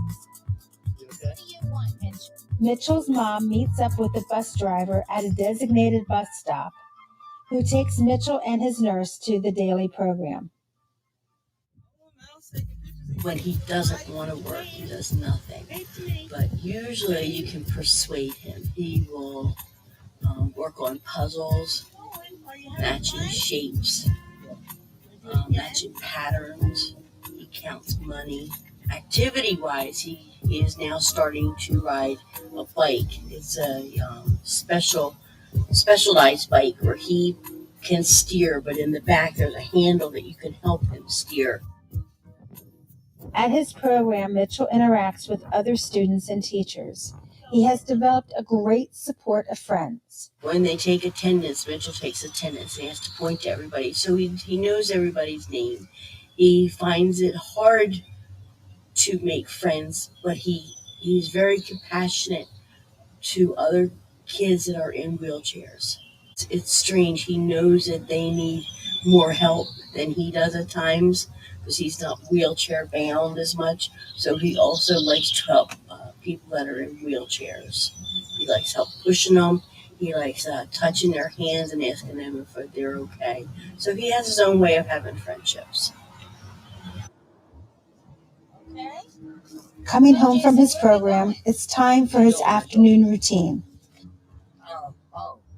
He once again gets respiratory treatments.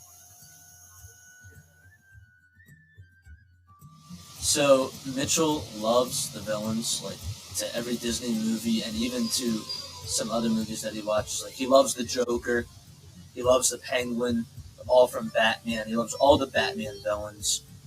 He loves Shere Khan from the Jungle Book, Scar from The Lion King, Ursula from The Little Mermaid, Thumbelina. So he loved that, and he watched SpongeBob also. he loves Disney. He really loves villains and other like things that aren't Disney, so like Ghost of Oz or Chitty Chitty Bang Bang. When you speak the lines to him, you develop a bond that's like, I don't want to say it's unreal, but it's just, it's an interaction with Mitchell that you can't have with any other person. Definitely participating in his world and in those films. Mitchell loves that, so he loves when everyone sings his songs and really creates that like community with him. Always get a hello, a smile.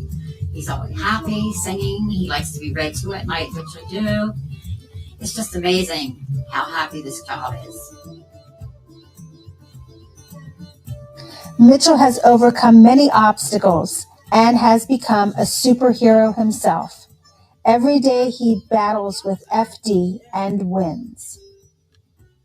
Mitchell has taught me to enjoy each day and to make the most of whatever you have. And I try to have fun. It's hard to be a caretaker and a mom. That's one of the most difficult things that goes with this for me. It's hard to just step back and be a mom because there's so many things that I have to look out for his well-being.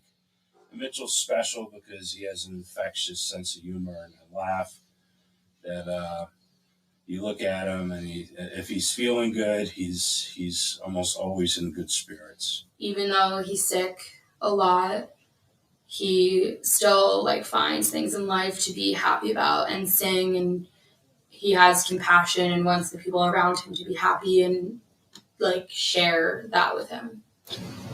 What makes him unique is Mitchell. Mitchell is, first he's taught me patience. Mitchell has a good soul. There's nothing bad in Mitchell. He hasn't been influenced by the world. We need to take a lesson on that. He's helped me realize that these kids are special, but even though they are special, have special needs, they need to be treated like a normal child. If they do something wrong, yes, they need to be corrected. But there are certain ways and to do this. But with Mitchell, you just have to say certain things and he follows through. No matter how stressed I am sometimes, or if I'm in a really bad mood, he's always taught me how to look at the bright side of things. And he's also taught me how to interact with other special needs kids and make an impact in their life.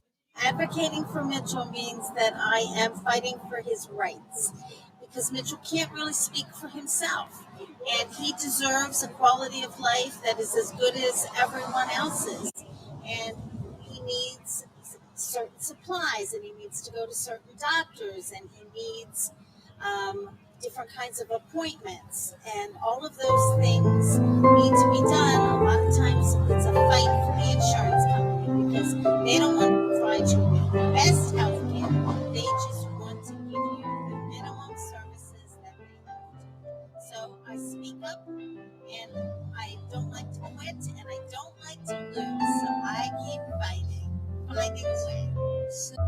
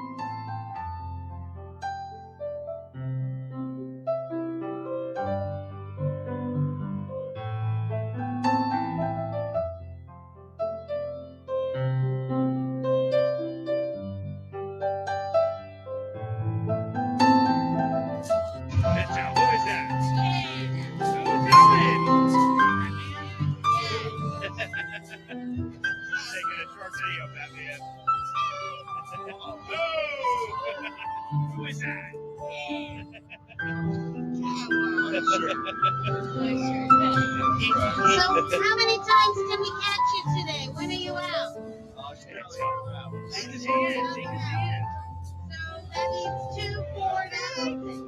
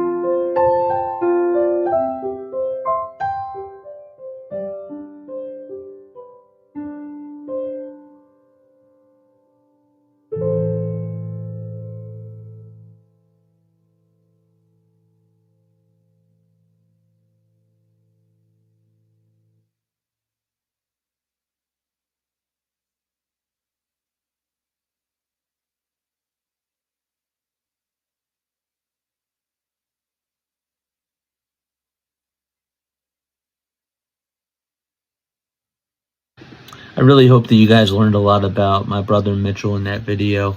I miss him very, very dearly. And just from watching that video that I did back in 2016, it brought me back a lot of memories, of course. And it was actually kind of interesting to visit memory lane, for sure. And there's things that obviously you don't forget, but there's other things that you're just like, wow, I kind of forgot about that. And yeah, so up next, I got an interview with Lainey, who is the executive director of the Familial Dysautonomia Foundation. I do hope that you guys enjoy that and that you learn something about that too. We discuss a little bit more in depth with things that are going on with the Dysautonomia Foundation, and less just about the disorder itself of FD. But I do hope that you guys learn a lot from this too, and let me know what you guys think down below.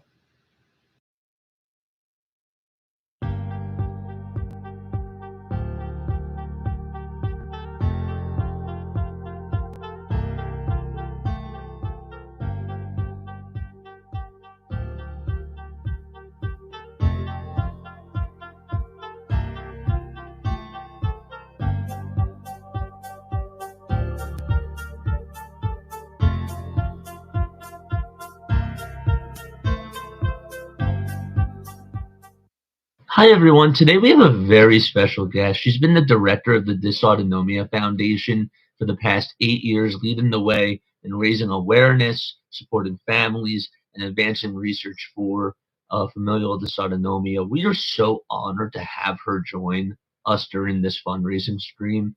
Lainey, thank you so much for your time, and thank you so much for joining us. Well, thank you for inviting me, Jason. I'm happy to be here. Now, can you tell the audience about the special offer that someone has offered to double down on the donations? Yeah, it's a really exciting time for the foundation. We are launching a fall fundraising campaign, and we are hoping to raise $260,000 altogether, not just for you. Don't worry.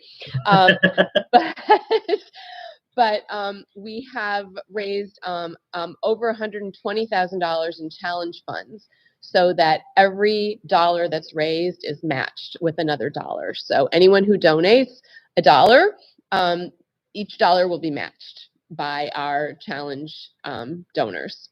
So it's really exciting because it really doubles the value of every gift that's made during your campaign. So we're really excited about that. That's really exciting. I mean, that's just super awesome. And I talked to you I talked to you over the phone, and I was when you first told me that, I was so excited to hear about that. Well, people are really inspired by that. I mean, we've been doing this for, I think that when I first started 8 years ago was the first year that we launched this kind of a campaign. But now people have really come to look for it. And we have people that reach out to us and say, is my gift going to be matched?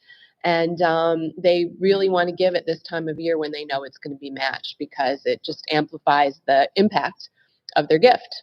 So. Wow, that's so awesome. Yeah. That's absolutely incredible. So I wanted to ask you, first and foremost, how did you get involved with the foundation? Well, it's an interesting story. I mean, I have been in the nonprofit world all of my career, mostly specifically as a fundraiser. This is my first role as an executive director. I just was kind of ready for something a little bit different after many, many years in fundraising. But of course, this is a foundation whose prime mission is to raise funds and raise awareness. So I'm still wearing my fundraising hat a lot of the time.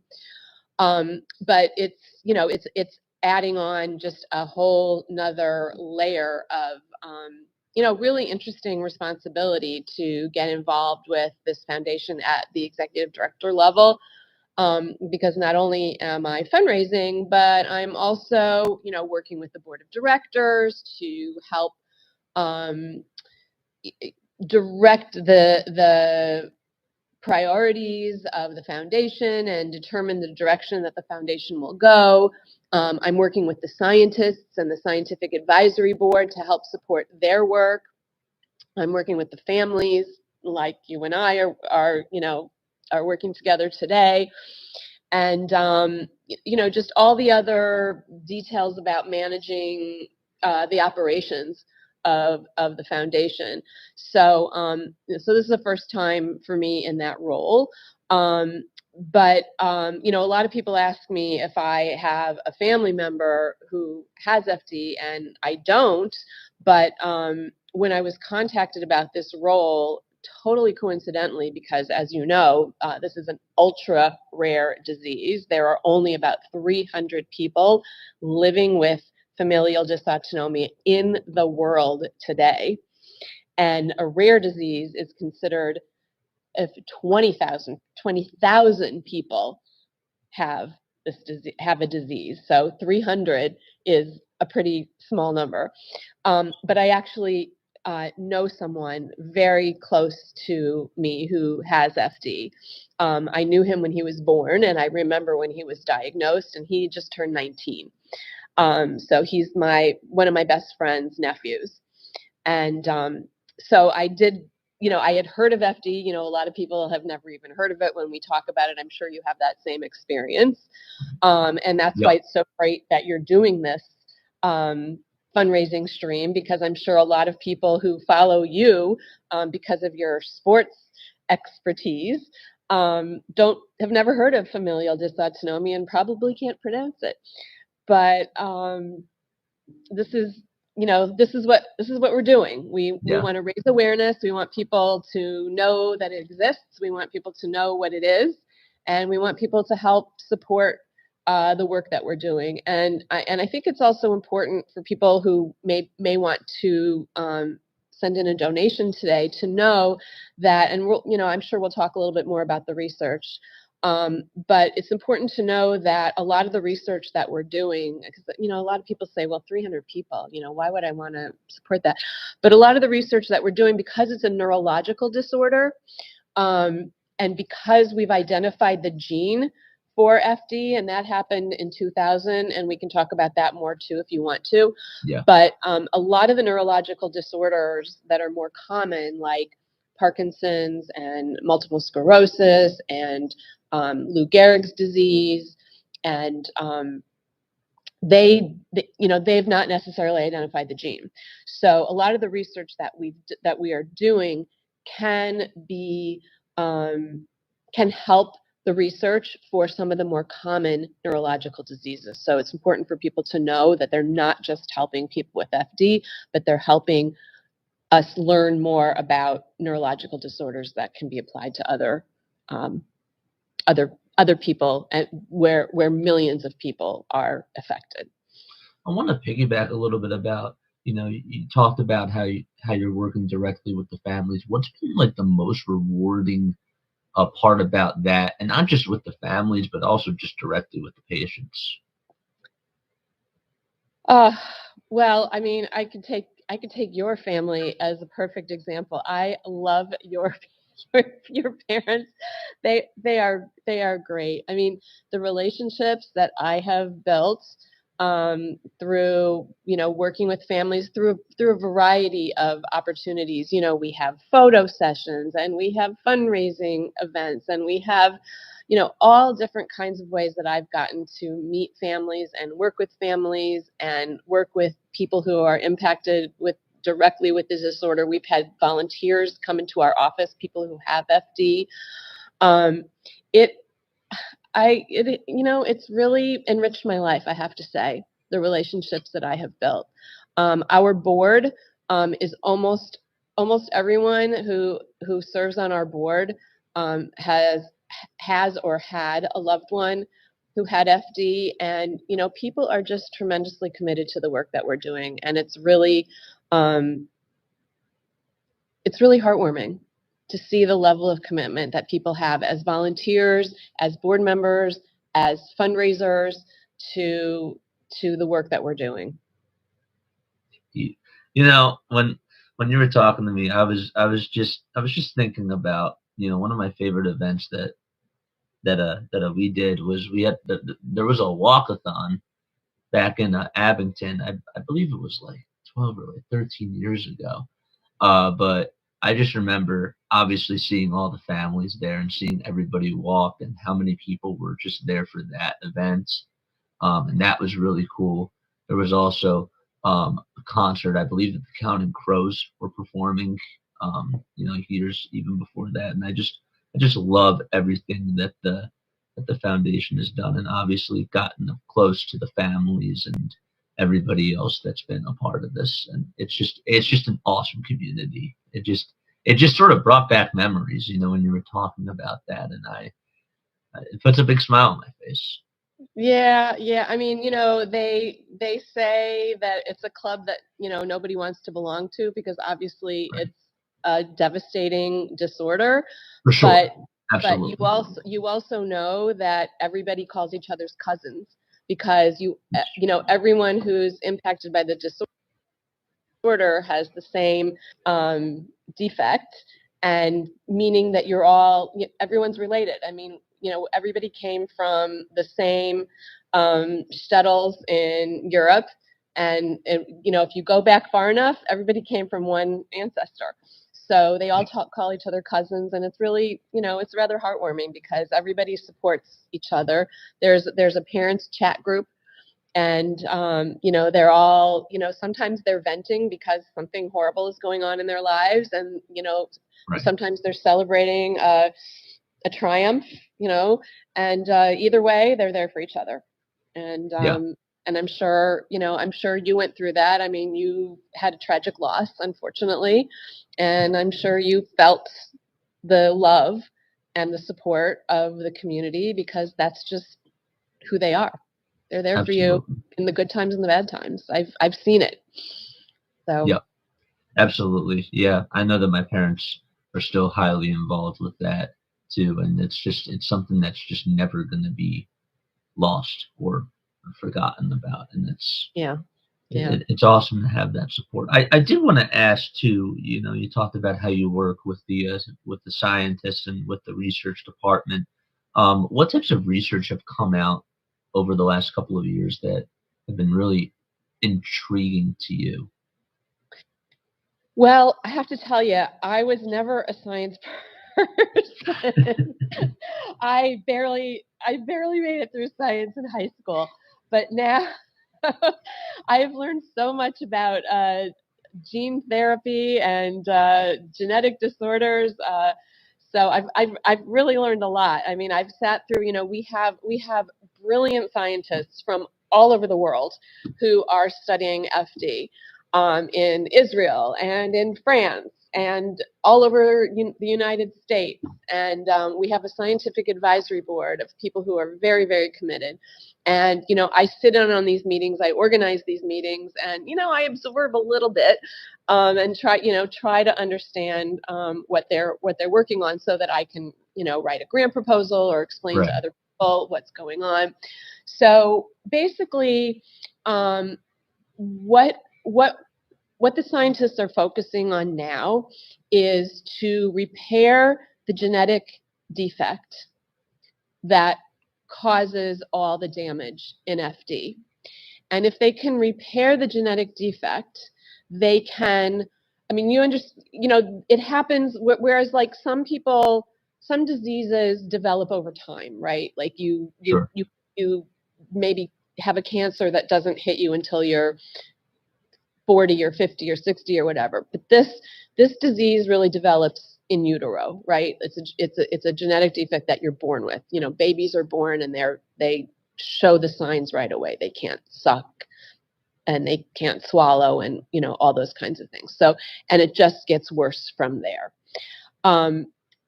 But if they can repair the gene wherever that person is in the trajectory of the disorder, they can at least prevent the damage that continues in the trajectory of the disease, because it gets worse as people get older. And I'm sure you probably saw that in your brother.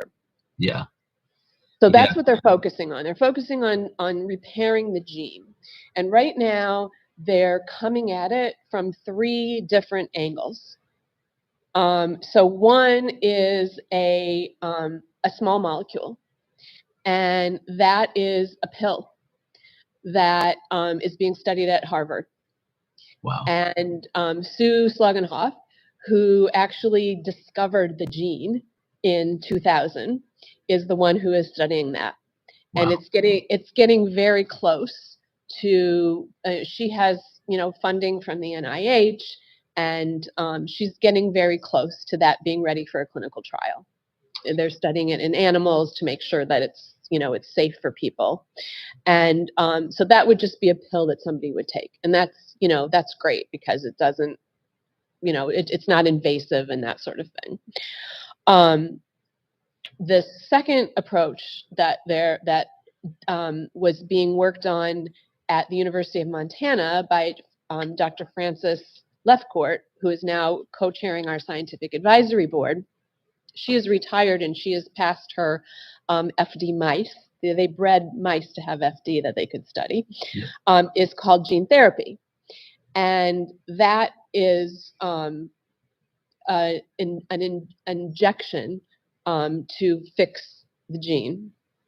And they're working on the retina to improve vision.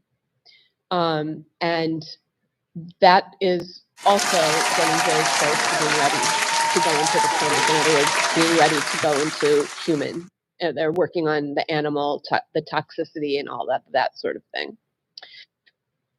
The third way that we're approaching this is called an antisense oligonucleotide. And that is actually, we started clinical trials last year. And that is a systemic treatment that, so it's being injected into the spine. And the clinical trials are happening at NYU, where we have our world-class treatment center. And that has been in existence for 50 years. That is funded by this foundation, and that GIFTS, will continue to fund. That technique was perfected at Cold Spring Harbor Labs on Long Island in New York, and has been very successful in other disorders. And now they're trying it with FD.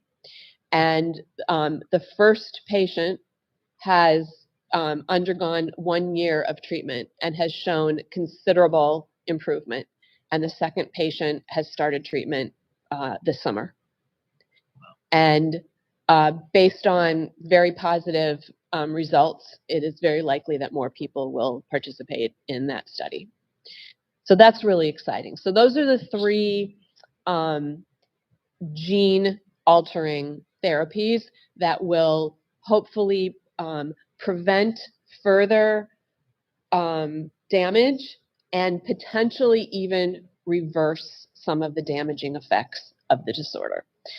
So that's like one area of the research. There's another study that's going on. Do you want me to keep talking? Oh no!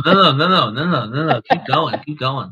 I was just saying to myself, like, that's like really interesting, because I'm thinking about Mitchell, and I'm thinking about, obviously it was hard for him to produce tears, and I'm thinking about his vision, and I think that, not to get off on a tangent, but I personally believe that I think that his favorite color was green because he could see it.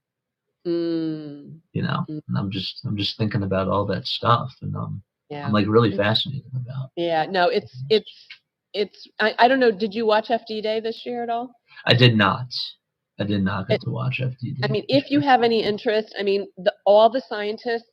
I mean, as I said, I'm not a scientist. I have a very basic understanding of all of this. But if you want to learn more, we had scientists, the actual scientists who are doing these studies, presented their work in a way for the lay person to understand it. I mean, they present it differently when they're talking to each other than when they're talking to people. Yeah. But we have a program called FD. I mean, you know about FD Day, but just to explain it for everybody else, FD Day, once a year, the scientists and the doctors who take care of our patients come together, and they present to the families the latest advances. And, we used to do it in person in New York every year, but since COVID, it's been virtual, which is actually better because people are tuning in from all over the world and all over the country. And, everybody can watch it and learn. But the recordings are on our website. So, if anybody who wants to learn more, including you, can go onto our website and watch these presentations by the actual scientists. And the foundation hosts this program every year called FD Day.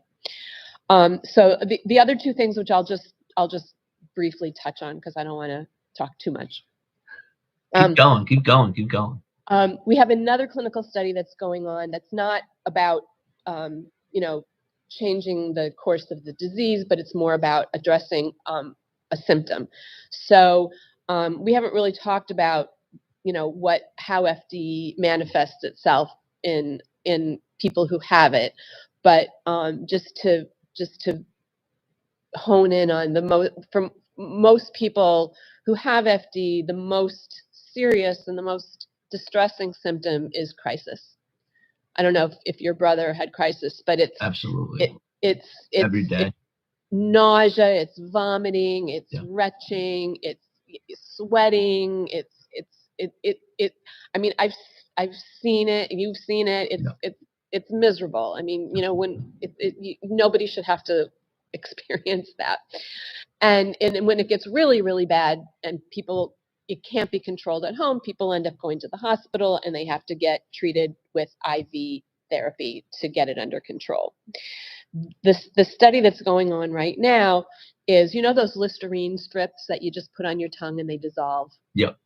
The medication that currently can only be administered by an IV is on those meltable strips. And you can take them at home. So what they're doing right now is they're studying that they have maybe 8 or 10 people in a clinical study that's being run by the center at NYU to study how safe it is for people to take it at home. Like, what's the right dosage? How often can they take it? What do they, what do they need to watch out for? All those kinds of things. And if it's proven to be safe, then we can prevent a lot of hospitalizations. I mean, if people can be treated for crisis at home, how great if they don't have to go to the hospital and be on IV and be in the ICU and all that sort of thing. So it's a different approach. We're treating a symptom as opposed to affecting the course of the disease, if that makes sense. Yeah. No, absolutely. Yeah.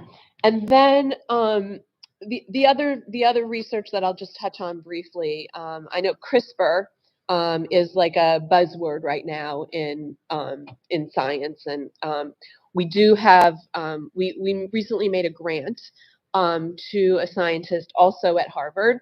She actually studied under Sue Slagenhoff, who I was just talking about before, and she's looking at a CRISPR approach to FD. I mean, her research is not as far along as the other three, because the other three are either in or very close to being ready for clinical trial. This is more of an exploration, but CRISPR has been shown to have a lot of promise in gene therapy. So we're really excited to see how she and we have like this is a junior investigator grant that we were able to make thanks to one of our benefactors, because we realized, gee, a lot of our researchers, like, one of them retired, one of them is, has been working on FD for 45 years. We need to inspire the next generation of researchers.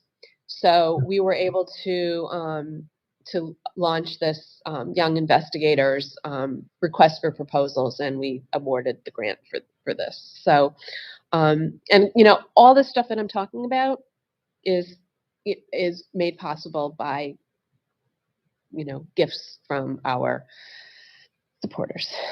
So that's really wild. What got the grant started? Just out of curiosity.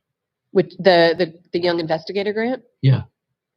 Actually, we had a meeting of our scientists, we brought them in from all over the world, and they all shared where they were at with their research, and they kind of looked around the room and they said, who's coming behind us? And some of them brought some of their junior people, but we realized we need to provide a pathway for them to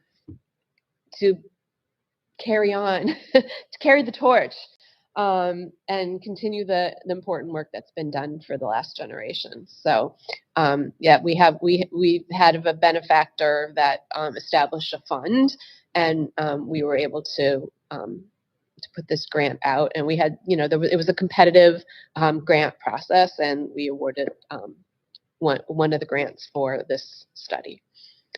So, yeah. Wow. Yeah. So cool. Yeah. We're very, very fortunate as a very small disease to have super smart, super committed people working on this disease. That's just incredible. I know. It really is. It really is. I wanted to ask you, so where would you say donations have the biggest impact, whether it's research, patient support, awareness campaigns, or is it just is it just a combination of all of it, or would you say that there's like one specific part that it directly has the biggest impact on? Yeah, no, that's a really good question, Jason. For the research, obviously it takes millions and millions of dollars. So, it's hard to say, oh, your $100 donation or your $25 donation is going to make a difference. But what we have tended to do when it comes to research is this foundation funds sort of proof of concept. Like we'll give a starter grant to a scientist who comes to us and says, I have this idea. I want to see if it's going to work. And so we might give, a $30,000 grant or a $60,000 grant or something like that for them to just prove that their idea has legs.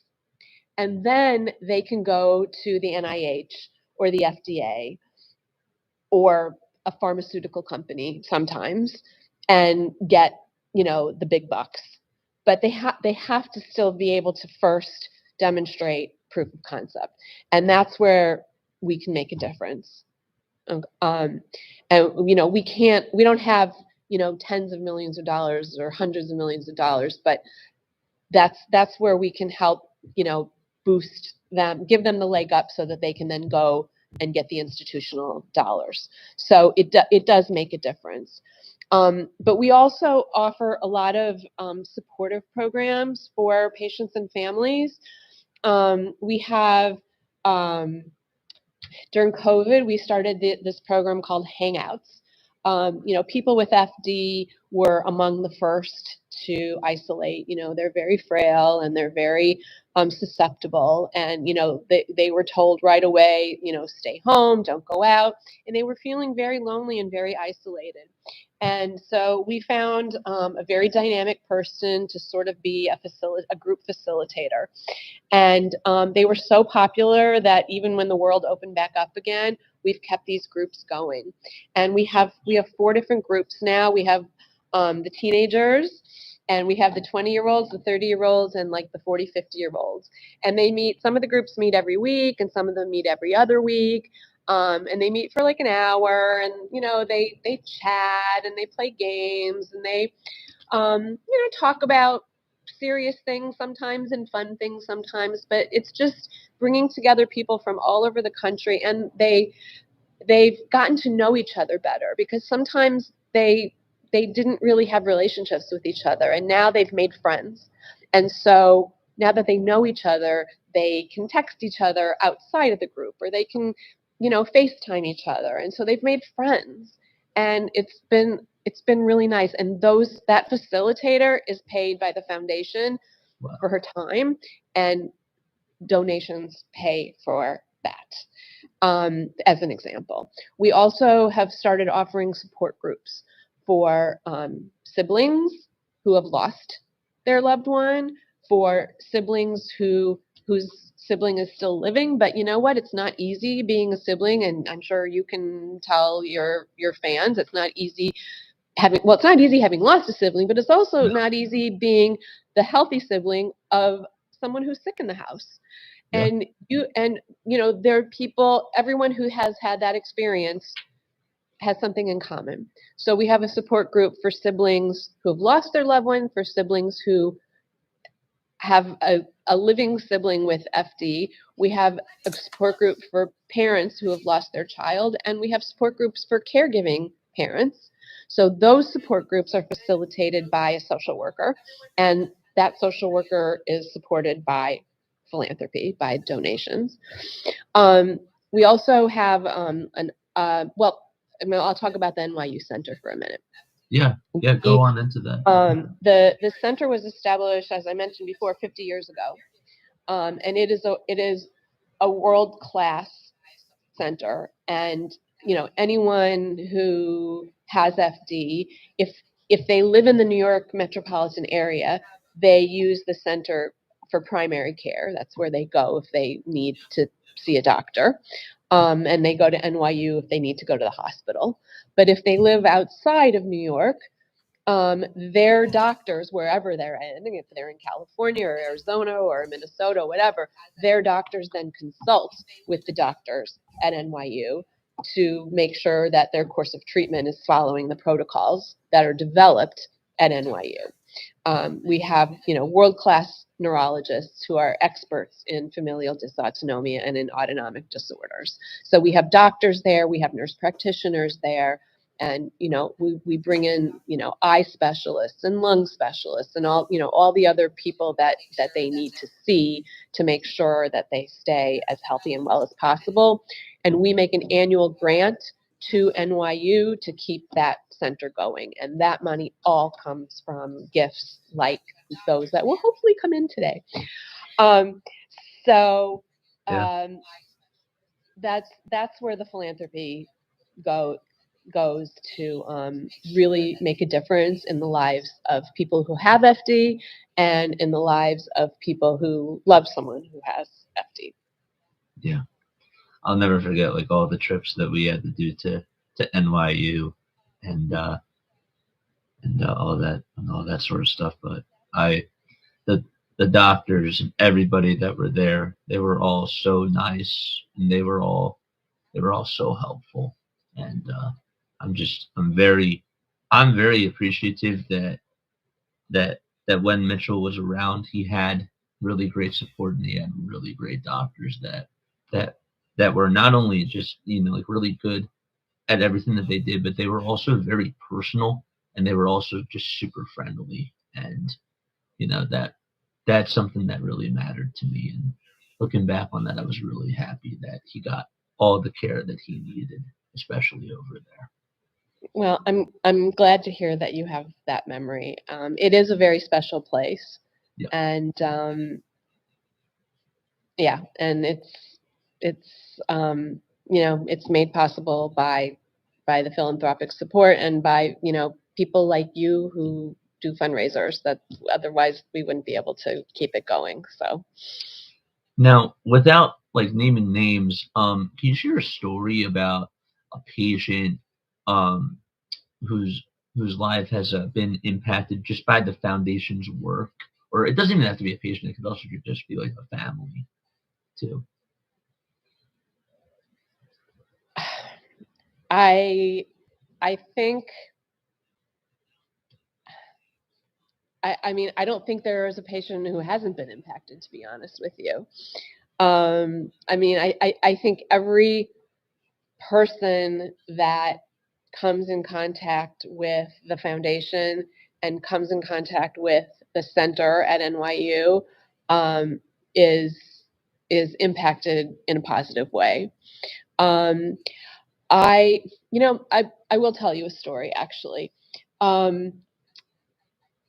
We recently heard from a family in South America, and their son came to America to have spine surgery, and they tested his blood and discovered that and gave him an FD diagnosis, and he was 11 years old.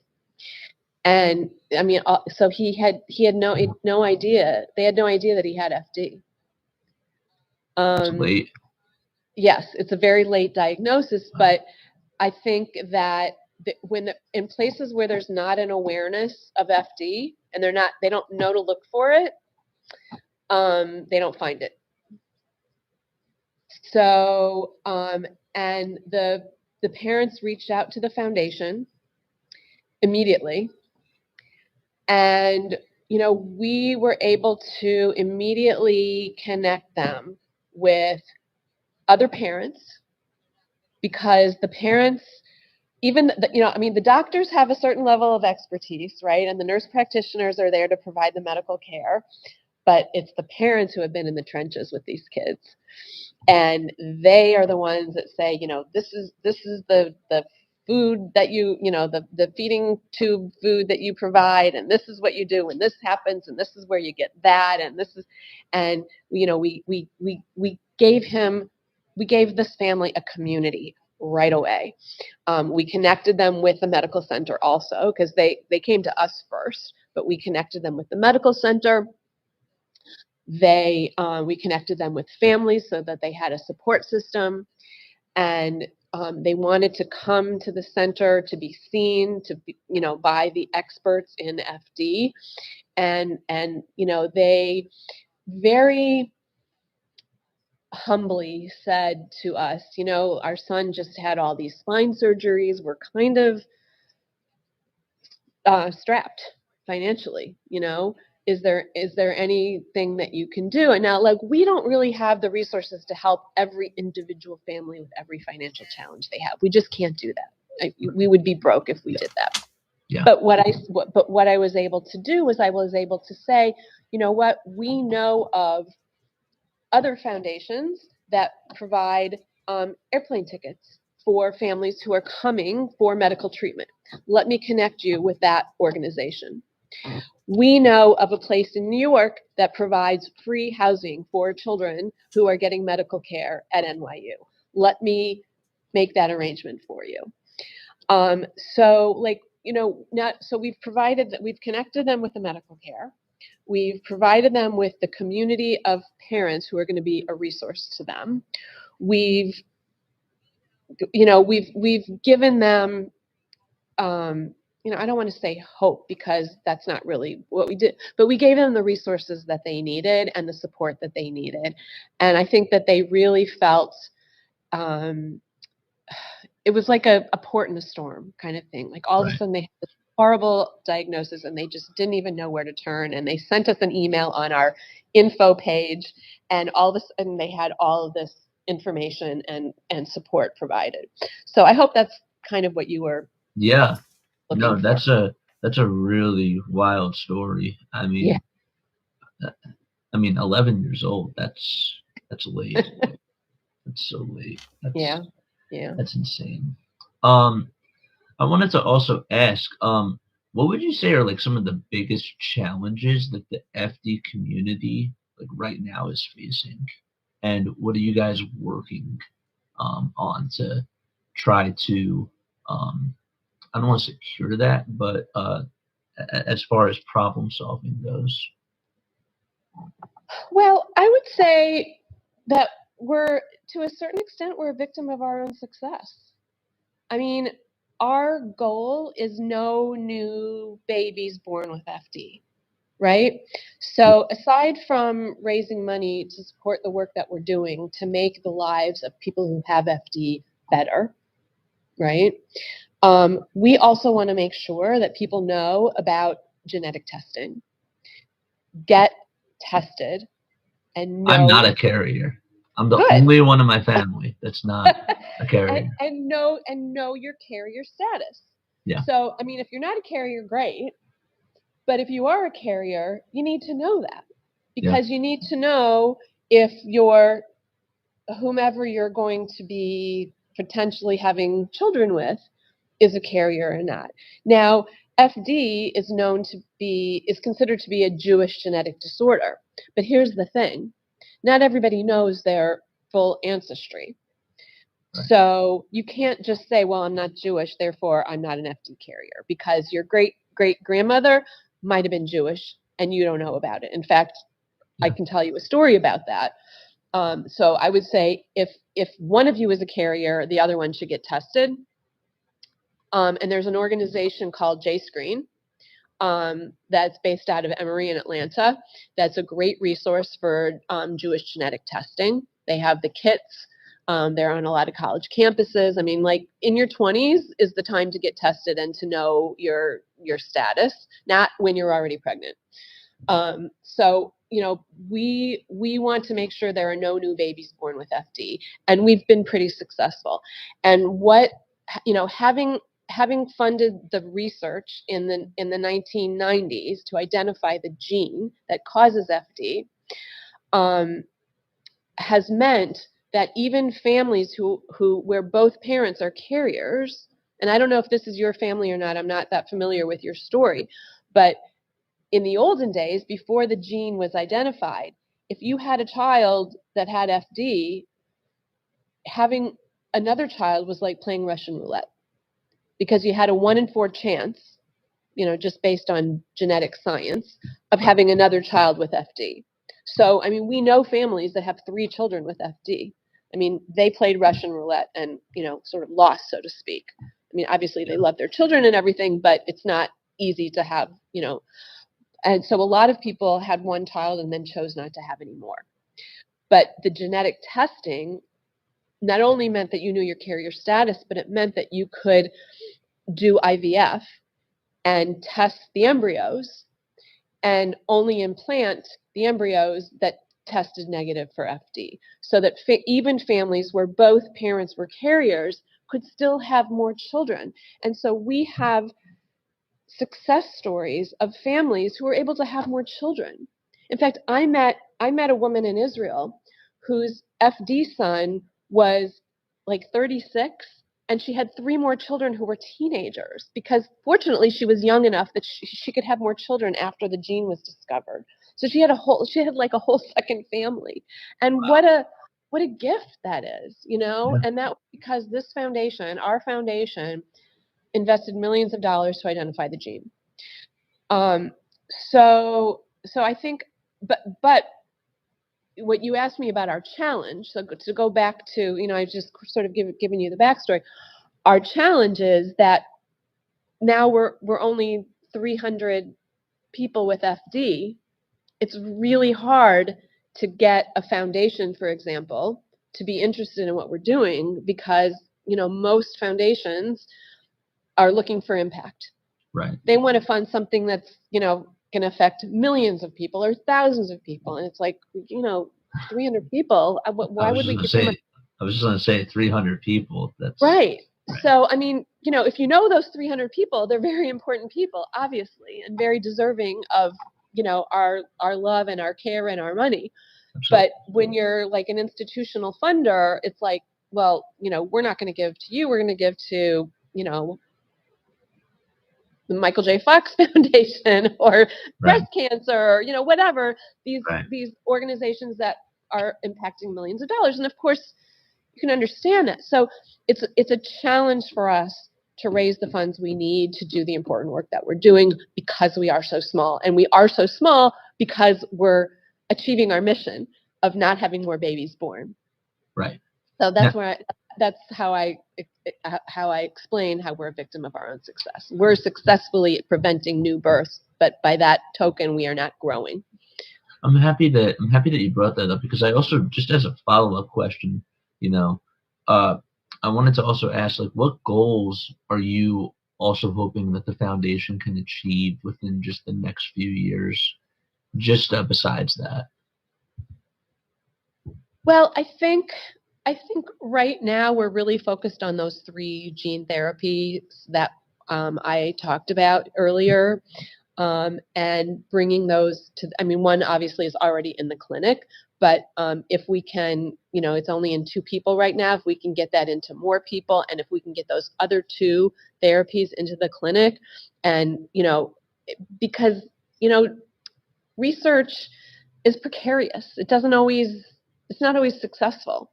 So we're still at that, you take it to one step and then you take it to the next step and you hope that you get to each next step. And that's sort of where we're at.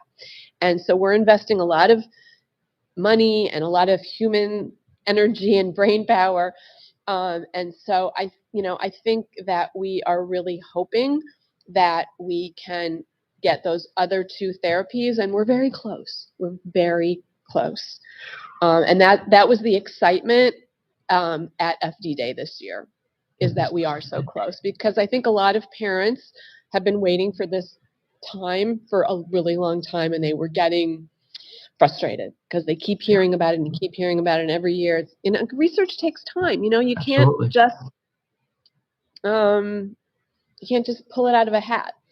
It's something, and you have to prove your theories, and you have to study. You have to make sure you're not going to hurt somebody more by giving them something. So I think if we can have success with these therapies and stop the people who are living with FD, to stop their FD from getting worse and give them a better quality of life, we would be ecstatic. We would be ecstatic. Wow, that brings tears to my eyes. It does. It's so. If you cry, I'm going to cry. So don't cry. I just wanted to ask too. Just as we wrap this up, if someone who's watching or is just hearing about FD or even just the Familial Dysautonomia Foundation for the first time, what's one thing that you would like them to take away? Now, obviously, you talked about getting tested, and that's definitely important. But what's something else that you would like to say to those people? Well, I would say, I think because your program is a fundraising program, I would encourage them to support our work, and to know that every gift really does make a difference. Yeah. Oh man. Lanny, I wanted to thank you so much for your time on here. I could talk to you. I could talk to you forever. I really could. I love listening to you and just listening to everything that's going on right now with the foundation, and just listening to the research and all that type of stuff. But I really just wanted to thank you so much for your time and for you making the effort to just come on here. Well, thank you, Jason. We appreciate what you're doing as well. So it's been a pleasure to be on your show. All right, guys, that's going to wrap it up for this interview. Thank you all so much for tuning on in. Again, the links are going to be all posted down below. And I'll see you all very, very soon. I just wanted to take the time to thank Lanny, not only for her time sitting down and just doing the interview with me, but also for her assistance, as well as the rest of the Dysautonomia Foundation, of allowing this to happen. Without them, this is definitely not possible. I also wanted to thank everybody that has supported and that is supporting the channel and donating to the Dysautonomia Foundation. Your contributions are absolutely incredible, and I appreciate it so much from the bottom of my heart. Everybody else that has been involved, that has helped me do this and make this happen, without you guys, it's not possible for that either.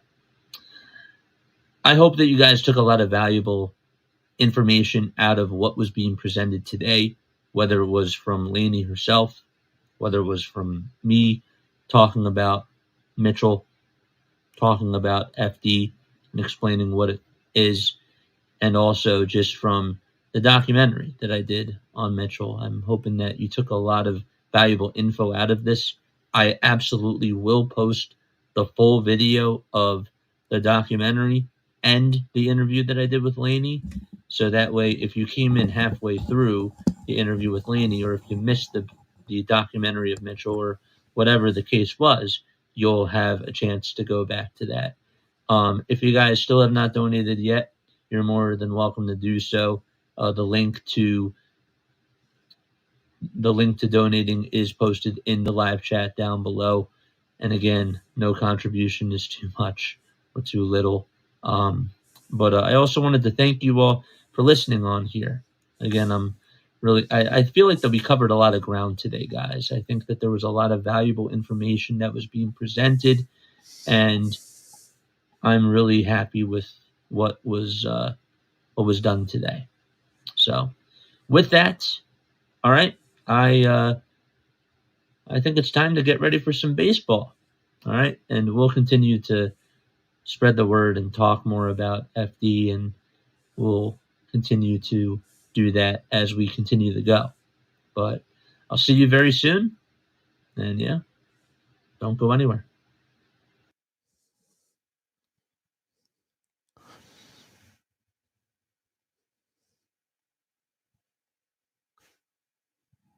There we go. All right. Where is it? There it is. There we go. All right. Yeah, I really appreciate you guys for tuning on in to all of that information. Again, I will make sure that I have the videos on demand first for the presentation and also for the documentary that I did on Mitchell, and of course the interview that I did on Lanny. And I will also re-air that tonight. There should be a break. Again, like when we take a look at the baseball schedule, we're doing the afternoon games for DiamondZone, and then there will be a break, okay, for yes, there will be a break from 6 o'clock to 7:15. So with an hour, 8 minutes, I'm going to re-air this. I am. And then we'll set up the third stream. So right now, what I'm going to do is I'm going to sign off on this stream. Okay, we have 3 parts to all the streams that we're doing today. And again, this will continue until tomorrow too. The Phillies do not play today. They do play tomorrow night. We'll obviously make sure that we try to get our audience on there as well. And we'll continue to spread love and spread more info on FD and keep the donations coming along, man. I want to thank you for everything, really. I want to thank you so much for everything, guys. We've raised over $2,000 right now. Like, we are over $2,000. It's unbelievable. I'm still shocked. And yet we still have so much more to go. I really feel like that we can just absolutely surpass so many goals. I really didn't know what to expect. I did not know what to expect, and I'm so proud of our community. And my gosh, the Philly freaks are just incredible. I'm lost for words, and it gives me goosebumps. All right, so we're gonna take a step off. Okay, don't go anywhere, because if you stay on here, you'll be redirected to part 2. Okay, so part 2 will be coming on up, and we will have a 10-minute break, and it's 5 to 10 minutes. And I will get the other stream up and running, and then we'll get on into DiamondZone, and of course continue to spread love and spread awareness on FD, man. All right, love you all. Catch you all very, very soon. Don't go anywhere. Be right back.